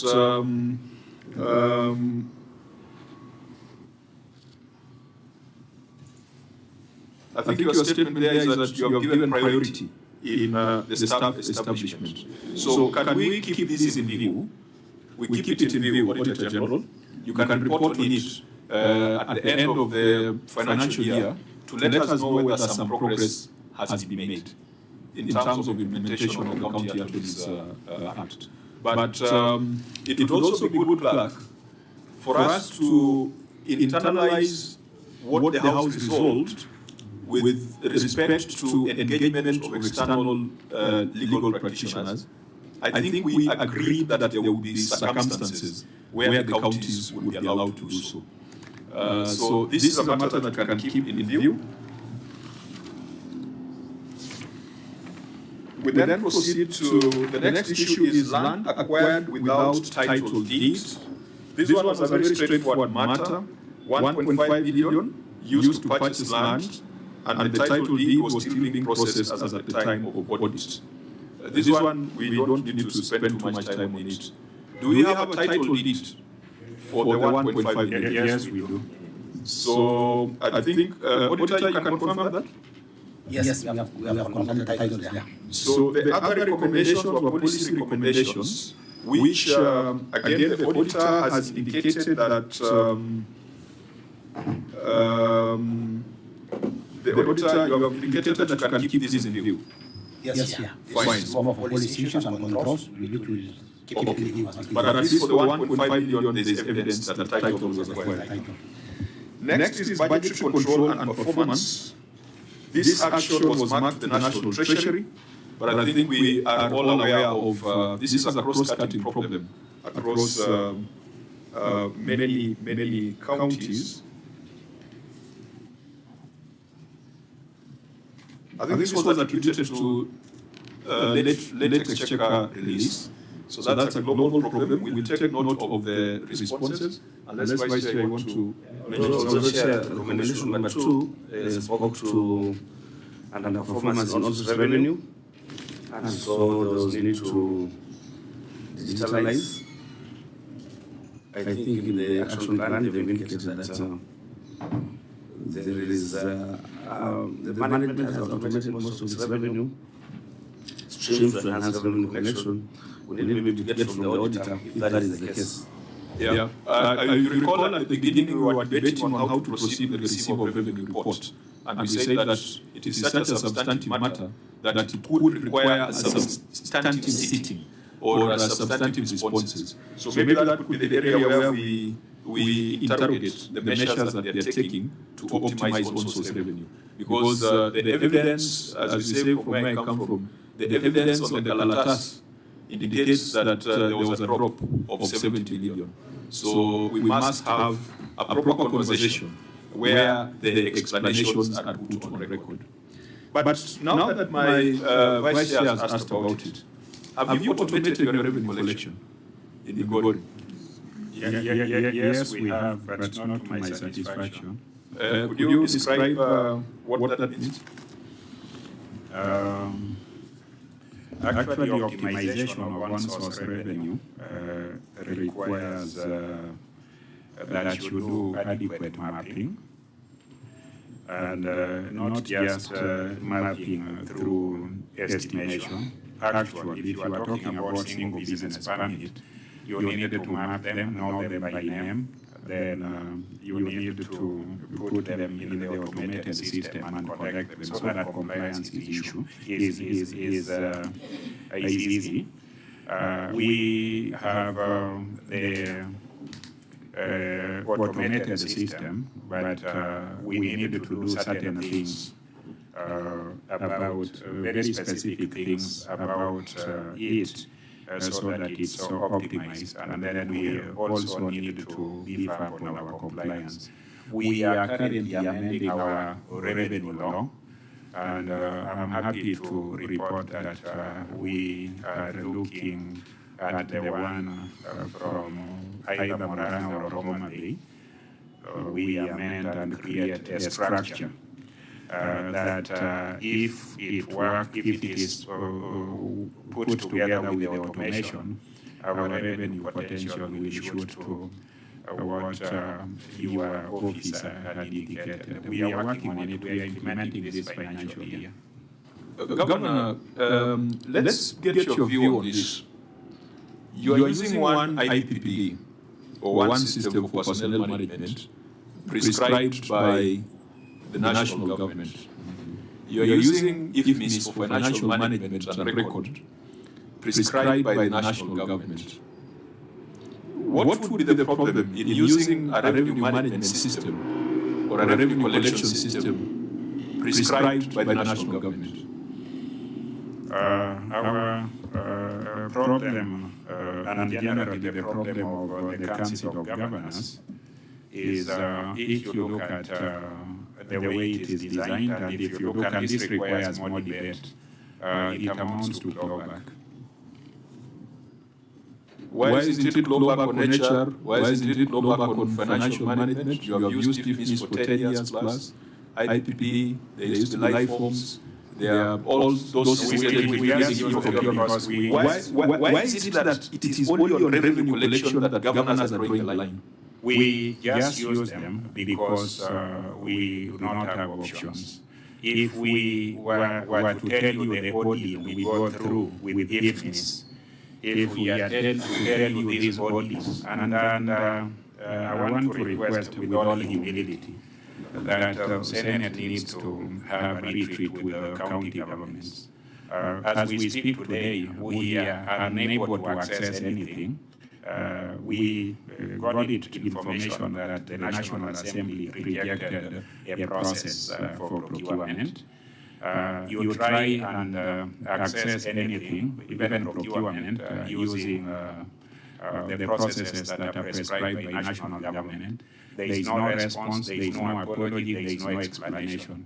Occasionally, my chief officer of finance, who is the authorized one, has to look for certain counties where just using Airtel, you can get something to move. That kind of solution is not as efficient as it's being peddled. But we on IFMIS and on all those other things we have no control. Ideally, if the evolution was to grow, then counties, and there are counties that have done well. You have seen Murang's demonstration, and other counties that have grown their own source of revenue exponentially. I believe Nakuru has done so, and Makueni. So if we are allowed to do as we are supposed to do, we'll be able to get there. Vice Chair. Chair, I have sat with the governor for hours on end. And I thought maybe when the governor became, the center became governor, then we got to have been a center of excellence on this issue of automation. What is the challenge? Because the challenge you're putting forward to us is that there's some things we want to do, some things to do with legislation and policy making. What type of legislation is this that is impeding Migori from full automation? Because I thought, really, because of this hardware that they're doing this thing, would make Migori center of excellence. What is the challenge? We don't understand. Could it be that I think in the Bible, Saul became Paul,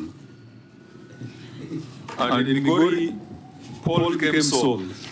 No, not necessarily. Chair, before the governor goes, Governor, you've raised a very interesting question there. The person insisting on that e-procurement is an expert who is your neighbor. How long does it take to drive from Migori down to Sindo? And I've actually seen you with him in this, I don't want to use that term, but what does he say? What does he say? Because you have direct access to him. What is this retreat you're proposing with governors, between governors and senators? What is it supposed to achieve? Personally, we want to keep some distance between us, because that's what we are required to do constitutionally. And now is the worst time to look for friendship in the Senate. What is that meeting supposed to achieve that you cannot have a conversation with that expert from your neighboring county? Three responses. First, I want to say that the reason automation has not worked in Migori, and we received advice from the former governor, Deritu Muribi. We received very good advice. Automation is basically technology and everything. The real weakness is on human beings. You see, human beings can choose to do many things that inhibit or slow down the automated process. So we started by identifying the right people, giving them the right capacity, and getting them to have the right mindset to use the machines, because they disable them and they do all these manner of things.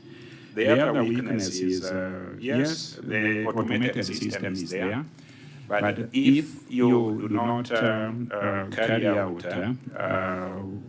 and specifically map out your revenue sources specifically, what you will be able to achieve is what is in the system. If you do not know how many sources actual, such that at the beginning of the financial year, just with a stroke of a pen, you can say from a single permit, businesses were able to raise 250, you check with your people. The machine will not collect it for you. Yes, it will provide all those things. So what we have been doing is to make sure that we have the right data put in the machine. We have those machines. We have the right personnel. But now the legislation we need is to have the right organogram, the right responsibility, reporting, as we build the right organizational culture. A culture that is transparent, responsible, motivated, all that. That is what we have been suffering from. And it's hard to build when you get into the public sector and you get people who are on P and P, and to them time does not take, them they are around, you are a passerby, and that is what we are working on. And I can assure you this year that our revenue will grow by a few hundreds of millions. I can assure you we are on it. We are just about to finish that bit. The hard work has been done. The legislation is before the Assembly. We have a team that is working on it. To answer the senator from Nairobi's question, the CS National Treasury represents national interest. National interest and county interest at times in terms of control are adversarial. The national superstructure has always been reluctant to let counties be autonomous in their arrangements. So when they introduce what is called the E-something system, it is for the convenience of the national structure. This means if somebody in this first quarter, which will be ending a month away, we have not spent a cent. It does not matter to them. They will not be invited here to explain why we have not spent a cent. But to them it is a tidy because they are able to justify what it is there. So that, taking that advice is very difficult. Then lastly, on the relationship between Senate and the counties, that relationship was envisaged in the Constitution. It is a must. You cannot run away from. If counties collapse because your representation of counties is not effective, if they collapse because you don't oversight us, it will be a failure on you as much as it will be a failure on us. So you cannot avoid us. If people say that our relationship is bad, that is their own envy, and for us, we will continue relating. That's why we are here. We are here because we are represented by Senate. We are here because we are protected by Senate. We are here because we account to Kenyans through the Senate. And it's something we do not want to apologize about. So on the issue of automation, that's why you have a receiver of revenue, someone who is appointed, who is paid a salary to implement the things you are saying need to be implemented. Yes. Because it's not just about buying the software. There must be processes, there must be procedures, and HR, as you have said. Is the receiver of revenue part of this delegation? No, he is not part of this delegation. Yeah, so it would also be important that when we are considering the on-source revenue, the receiver of revenue is present, because that's the person who's being paid a salary to implement the things that you're talking about. So, Clark, I believe Migori would feature on the top 10 counties that had issues on the ROR, because there's a reported drop. So we will have to schedule them for a proper conversation. So, honorable members, can we proceed then? The next issue was net exchequer releases. That one is a global problem. I don't think the county could address that. It goes to the Treasury. Next is unresolved prior year matters, and that is what we are doing now. The next is county preparedness to transition to accrual accounting. We had a meeting with the CS Treasury, and he gave us the global landscape. And I think we will take the written responses, knowing that this is not a matter that can be resolved now, because there was a clear roadmap for transition. Non-compliance with the Public Sector Accounting Standards Board reporting framework. This is an issue that we can very easily pronounce ourselves on. Did we recommend that we report your accountants to ISPAC? We didn't make that recommendation. That was quite strange. Because of the officers who prepared these financial statements, Eric Ochieng Yalango. Is Eric Ochieng Yalango here? Mr. Probably, and Mr. Almost. What difficulty do you have in complying with the reporting framework? Surely. Why should this issue go through the exit exercise and clog the desk of the Senate? Such a small thing. If you're a member of ISPAC.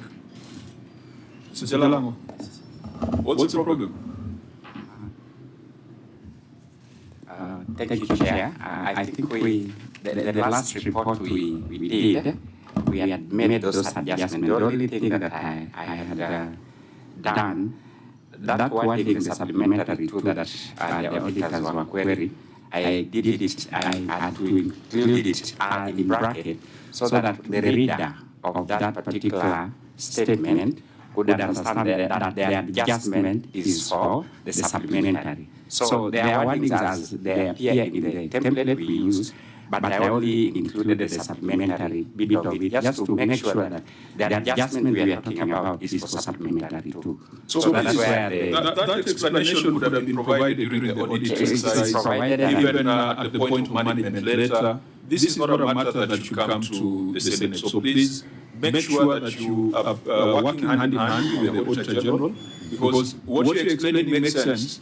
Why did it make sense at the time of audit? So auditors, keep this in view. If you still find issues of professional negligence, then we shall recommend disciplinary action be taken on the members of ISPAC. So this we can keep in view, subject to your confirmation.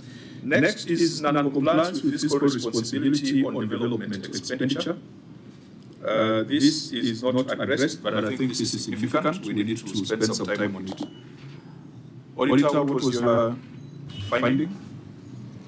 Yeah, that is page 10 of the summary. Issue number 9. On compliance with fiscal responsibility, principle on development expenditure. The statement of the comparison of the budget and the actual amount, development reflects a total of expenditure of Kenya in 2.3 billion, which is 27% of the total expenditure of Kenya in 8.6 billion, reflected in the statement of receipts and the payment.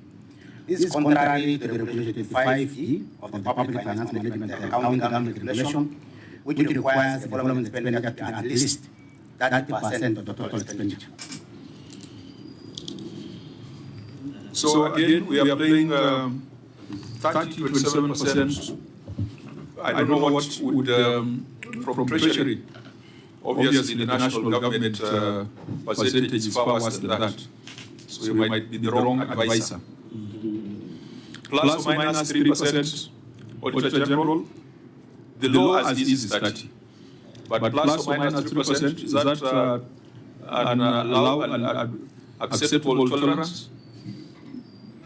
Yeah, we will still keep in view because the law says at least 30%. So it's must be progressive development. At least 30%. Yes. Governor, our recommendations are fairly straightforward. Let's just get your action plan, because I believe this is a matter, it is a work in progress thing. Our action plan is to the management has automated most of its revenue streams to enhance the revenue collection to address the high wage bill gap, and that is what we are doing. So your strategy is to grow your own source of revenue, so that more can go into development. Yes, that is the truth. Yeah, but also following from an earlier conversation, where we are seeing wage bill was growing from a healthy 33, 34%, 38%, I think there also needs to be some focus on that, so that more can go to development. So we keep this in view. Unless, Governor, you have other commitments to make, it's something that the Auditor General can look at, because 27 is below the 30%, But we have seen cases where only 10% goes to development. Actually, even something that will be going for us, with the boom in FIF, we are releasing some of the monies we are spending on running the hostels so that we take them to development. It will be significant. We used to spend about 200 plus million. So we will continue doing that. The FIF is freeing monies that were being used in recurrent activities in hostels. But in this mix, Auditor, could you just compute quickly what percentage goes to the assembly? Is it 500 million that goes to the assembly? 1 billion. 1 billion? Yes. That exceeds the 7% in regulation.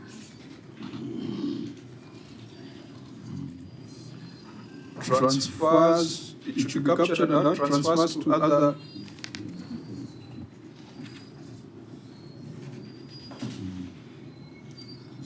Do we have in this financial statement the transfer to the county assembly? Yes, head of finance. Yes, Chair, it's not captured in the financial statement because transfers are always in the CRF. They are captured at CRF, not at the executive level. Yeah. So it's not in the executive. It's in the CRF financial statement. Auditor General, is that the right treatment? Because in some financial statements, I've seen the transfer to the assembly reflected here. So what does the standard require? Yeah, sure. Because the county assembly also prepared their own financial statements. So from the transfer of the CIF to the county assembly financial statement, we can able to see the transfer. So what was received in the CRF was the 8 billion, 8.5 billion plus OSR. Isn't it?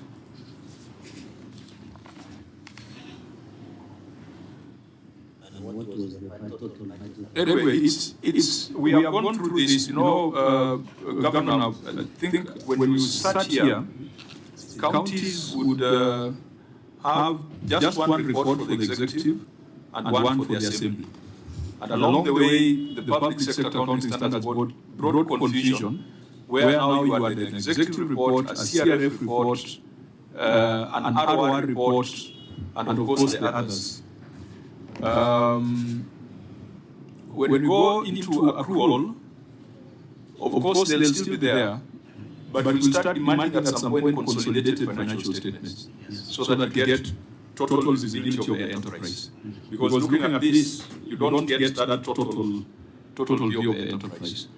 But you're saying the assembly gets 1 billion out of your total budget. There was during this period they were getting 1.1. It was reviewed to 900 and is it 990 something million. Review thanks to ceilings by the Senate? Yes. But it's 900 and something million. Percentage? It still exists 10%. That's almost 11%. Right, again, we don't have the say, and the county assembly, they can torpedo you to this entity as quickly as... You bring a very interesting conversation that has been there. This conversation about the provisions of PFMA regulations that county assembly should get 7%. Against the provisions of CARA, where CARA sometimes can go up 30%. And I've always asked myself, Chair, which is the way forward really? Because we know CARA gives a higher percentage than the provisions of the regulations of PFMA. And always said, wherever there's a contradiction between CARA and the provisions of the regulations, then the provisions of the regulations become what yours. But then, is it possible, Chair, as we're passing CARA, we have CARA conform to the regulations of PFMA? That is 7%. Why do you pass CARA with a higher provision? sometimes up to 12%. That has been my question, Chair. Yeah, it seems to be a problem that originates from the Senate. That the Senate then goes to vary what is already in regulation through adjustment of ceilings. And it's something that we need to deal with. But it has also been brought to my attention, Governor, that what we are celebrating in Homa Bay, in the form of providing autonomy to county assemblies, might not be reality.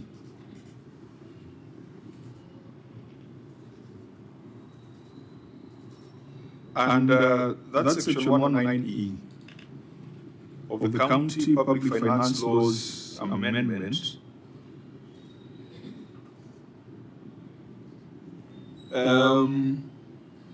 That law we are celebrating, it's still the CEC, the county treasury. Okay, it reads, the county treasury shall, at the beginning of every month, and in any event not later than the 15th day from the commencement of the month, disburse monies to the county assembly fund for the expenditure of the following month. The disbursement referred to in subsection 1 shall be done in accordance with the schedule prepared by the county treasury and submitted to the county assembly for approval together with the county appropriation bill under section 129(7).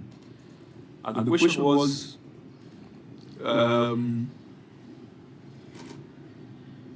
does that still limit county assemblies? Or in the view of your CC or Chief Officer of Finance, it allows county assemblies to be more independent? Actually, if you ask me, the county assemblies are independent.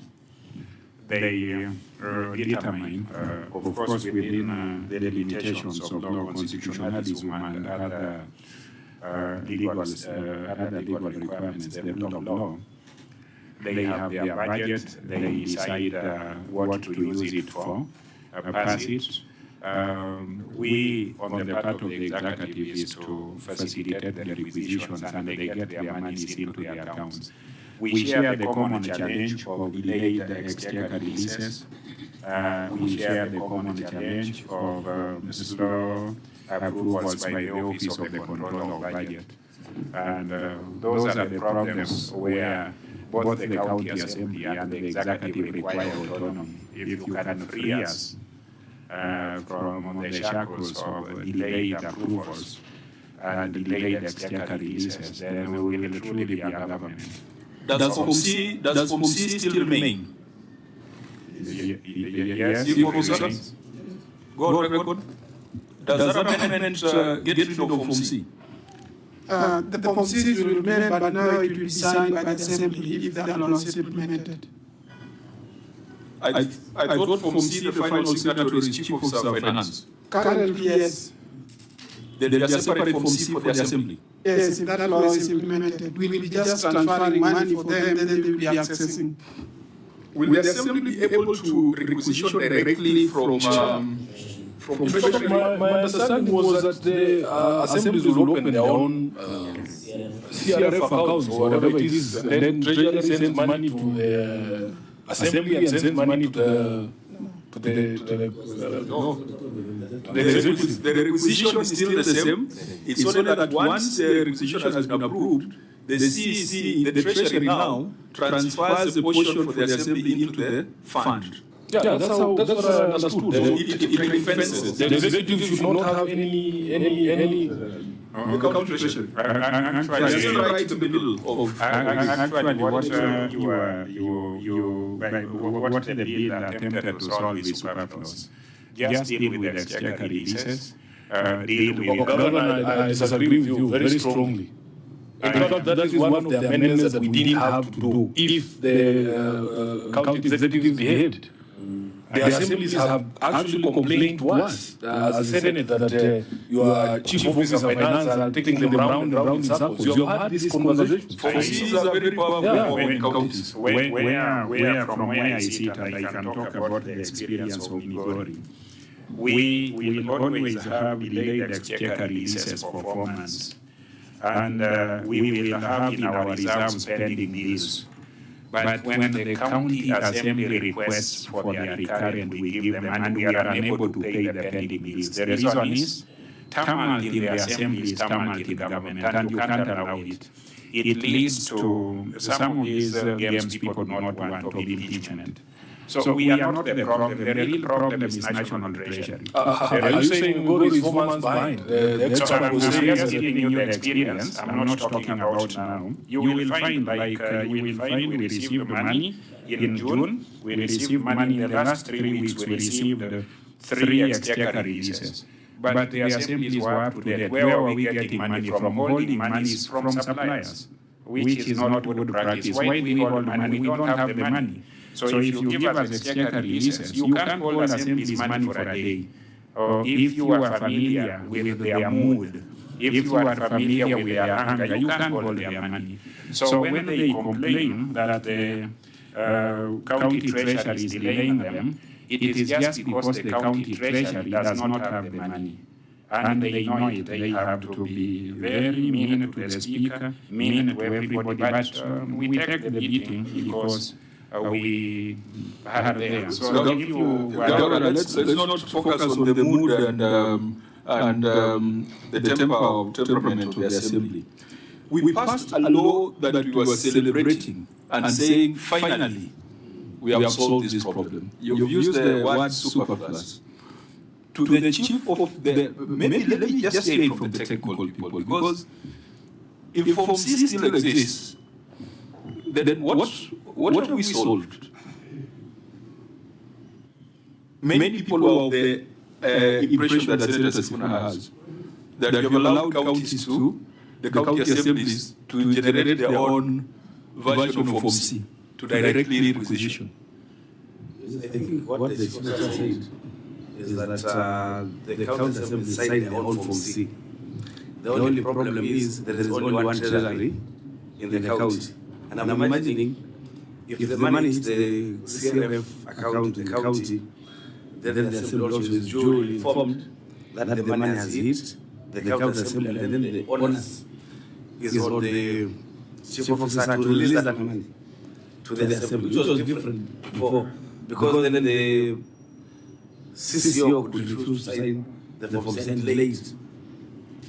Help us understand so that we have the right message to our brothers in the county assembly. Thank you, Chair. For you to release the money to any account, you have to sign Form C for the controller of budget to give authority to the exchequer release. So if the law still requires the people releasing money to the assembly, then we still go through the process of COP, which Form C is still mandatory for them to approve that money to be released.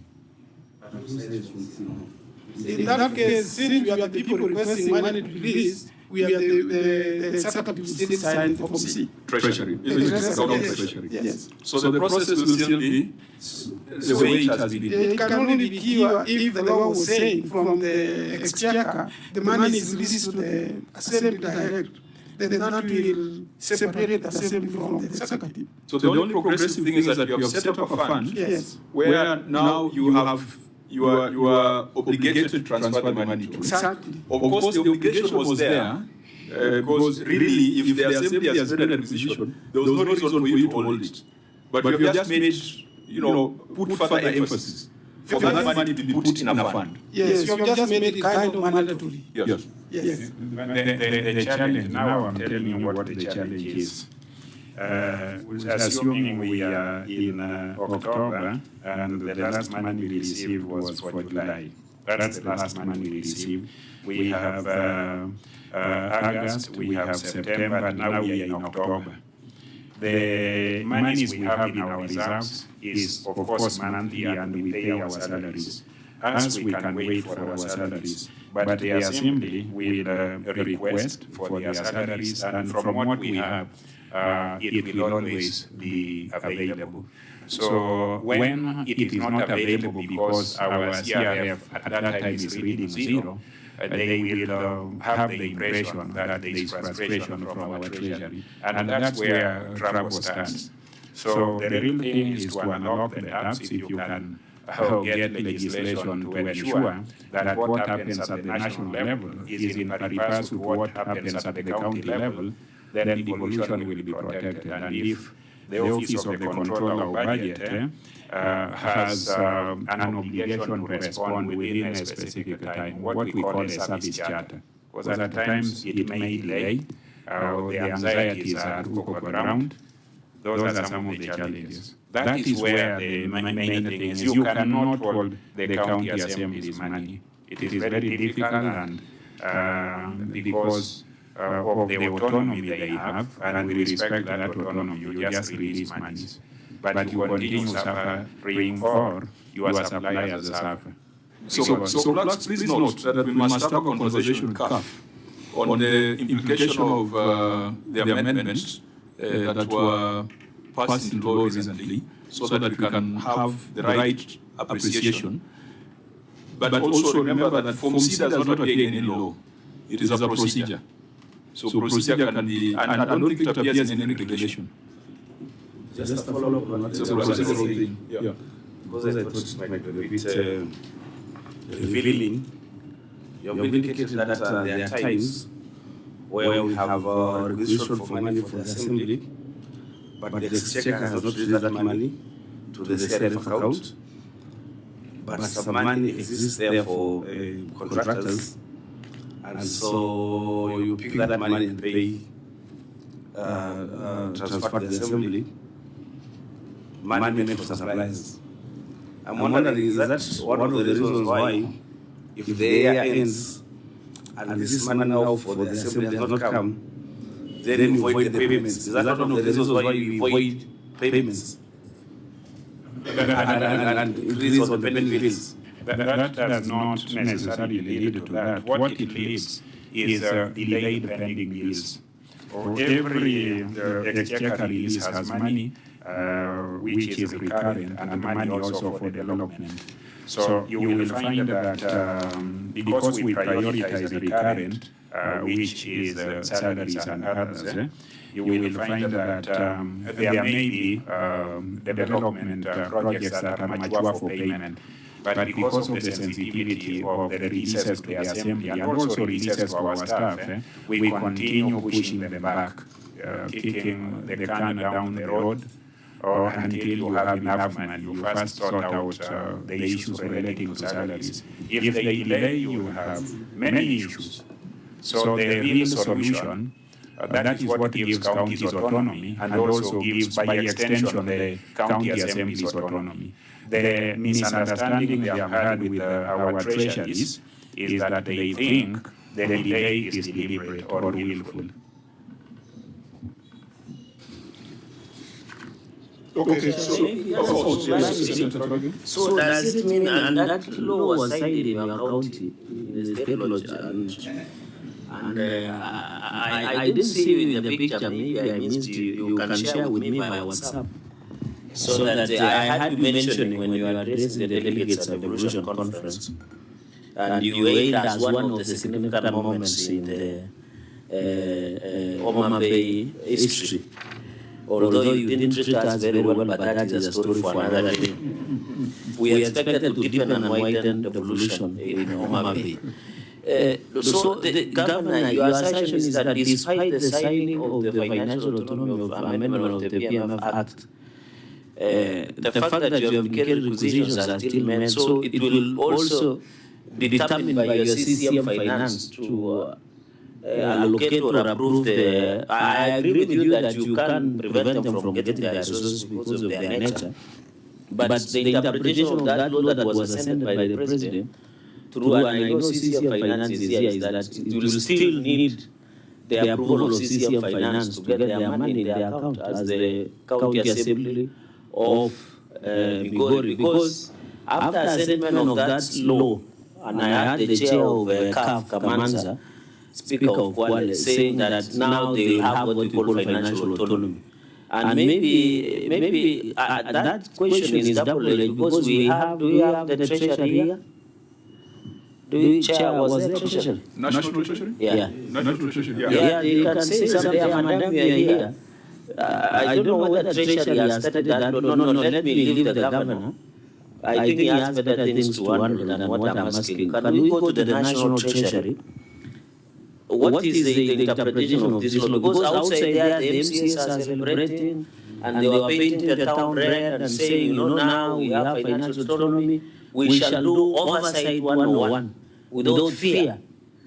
I don't know why they normally say that without fear. I thought oversight is a constitutional obligation. So what is the interpretation of that assent or signing of that law by the president from Treasury where you sit? Chair, I may not have much clarity on the law, but what I know is that when money gets to the county, the chief of the executive, they're the ones supposed to transfer the money to the counties, because the accounting officer of the county assembly is the speaker. So when it gets to that place, the one is supposed to do it.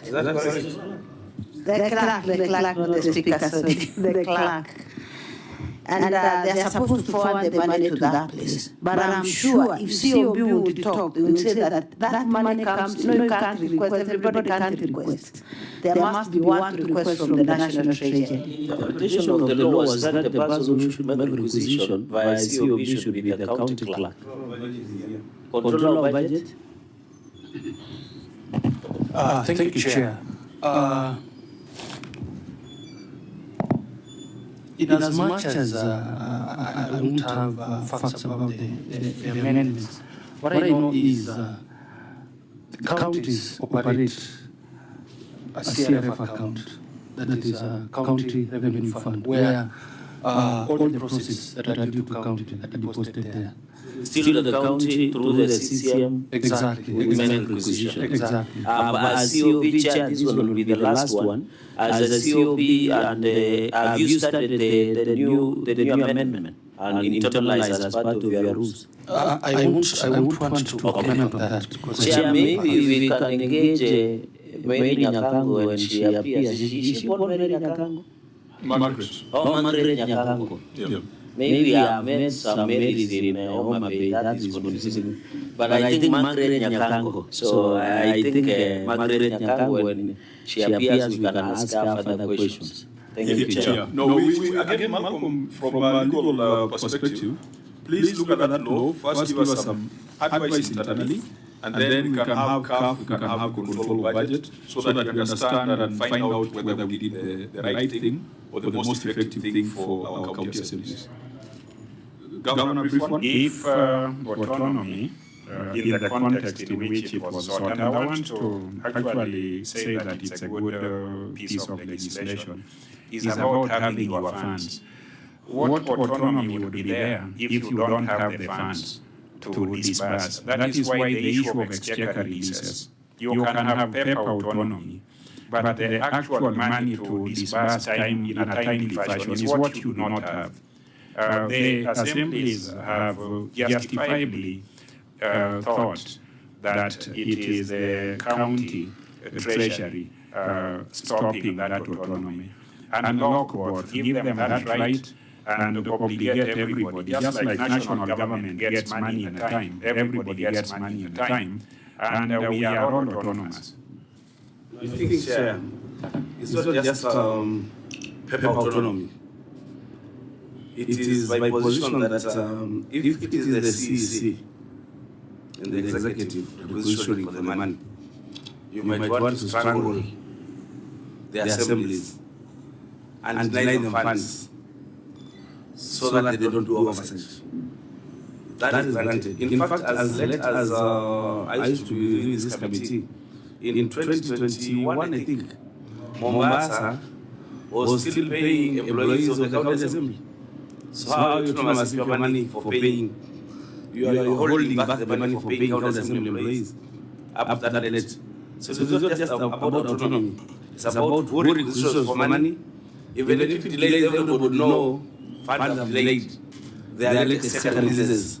But for as long as the executive requisition the money on behalf of the assemblies, and that money is going through them, there will be no autonomy.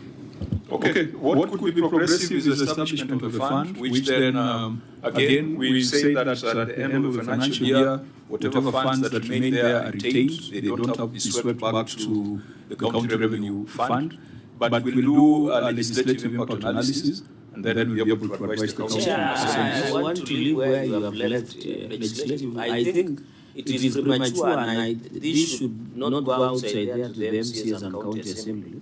That we need the necessary officers, that the National Treasury and COB, to study this legislative amendment before a common position is adopted. Because the MCAs and the County Assemblies Forum and the Table of Clerks of County Assembly believe that they now have financial autonomy and they should be having their own share of account, which is not somehow true. So I agree with you that we need to get clarity, and I want to challenge COB as part of your take-home homes and the National Treasury to go and analyze.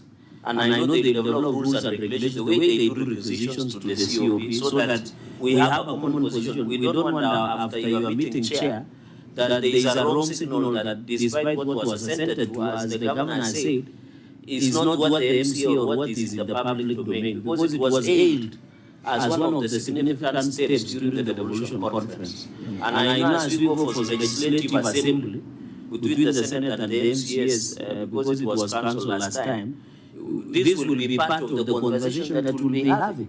So, Chair, I think we cannot take a common position, and I think we do legislative analysis, then from there the COB and National Treasury can guide, and including Council of Governors. I yield. Okay, thank you. So let's proceed. We need to wind up our conversation. So we are done with that issue on development expenditure. It's progressive. Auditor General kept it in view. Let's go to pending accounts payable. Now, pending accounts payable, again, Governor, you had a pending bill of 1.76 billion. 1.76 billion. We gave certain recommendations in line with the motion that was adopted by the House. And all those many points there arose from a resolution of the House. We have analyzed your response, and I think there is one serious reservation that we have on your response, because what you have done is to annex a forwarding letter for submission of pending bills payment plan. Where is the payment plan? Because we also want to see that. Do you have that plan? Because just by annexing the forwarding letter, dated 19th of August, does not tell us anything. It was submitted to COB, and the COB is here. We can find Governor, definitely, if you are chairing this meeting, you will not take that kind of story. What I'm saying, Chair. Because it is that payment plan that will tell us that of the 1.763 billion, we are committing to pay 500 million, 400 million, 1 billion. It is not in the file. And if it's in the file, you need to point us to it. There is an explanation here. If you look at the... Because I want us for purposes of efficiency. We don't have to read everything. And that's why I'm trying to be very efficient. You had a payment plan. Demonstrate to us that your payment plan addresses the 1.76 billion.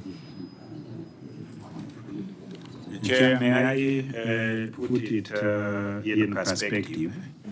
If you look at the audit issue, we talked about 1.7 billion in pending bills. The information that I believe the auditors have is, we have paid this amount, and what is left is 400 million. In fact, we exceeded the amount as a Governor, this being a house of record, where is that evidence? Okay. Because this was very easy to satisfy.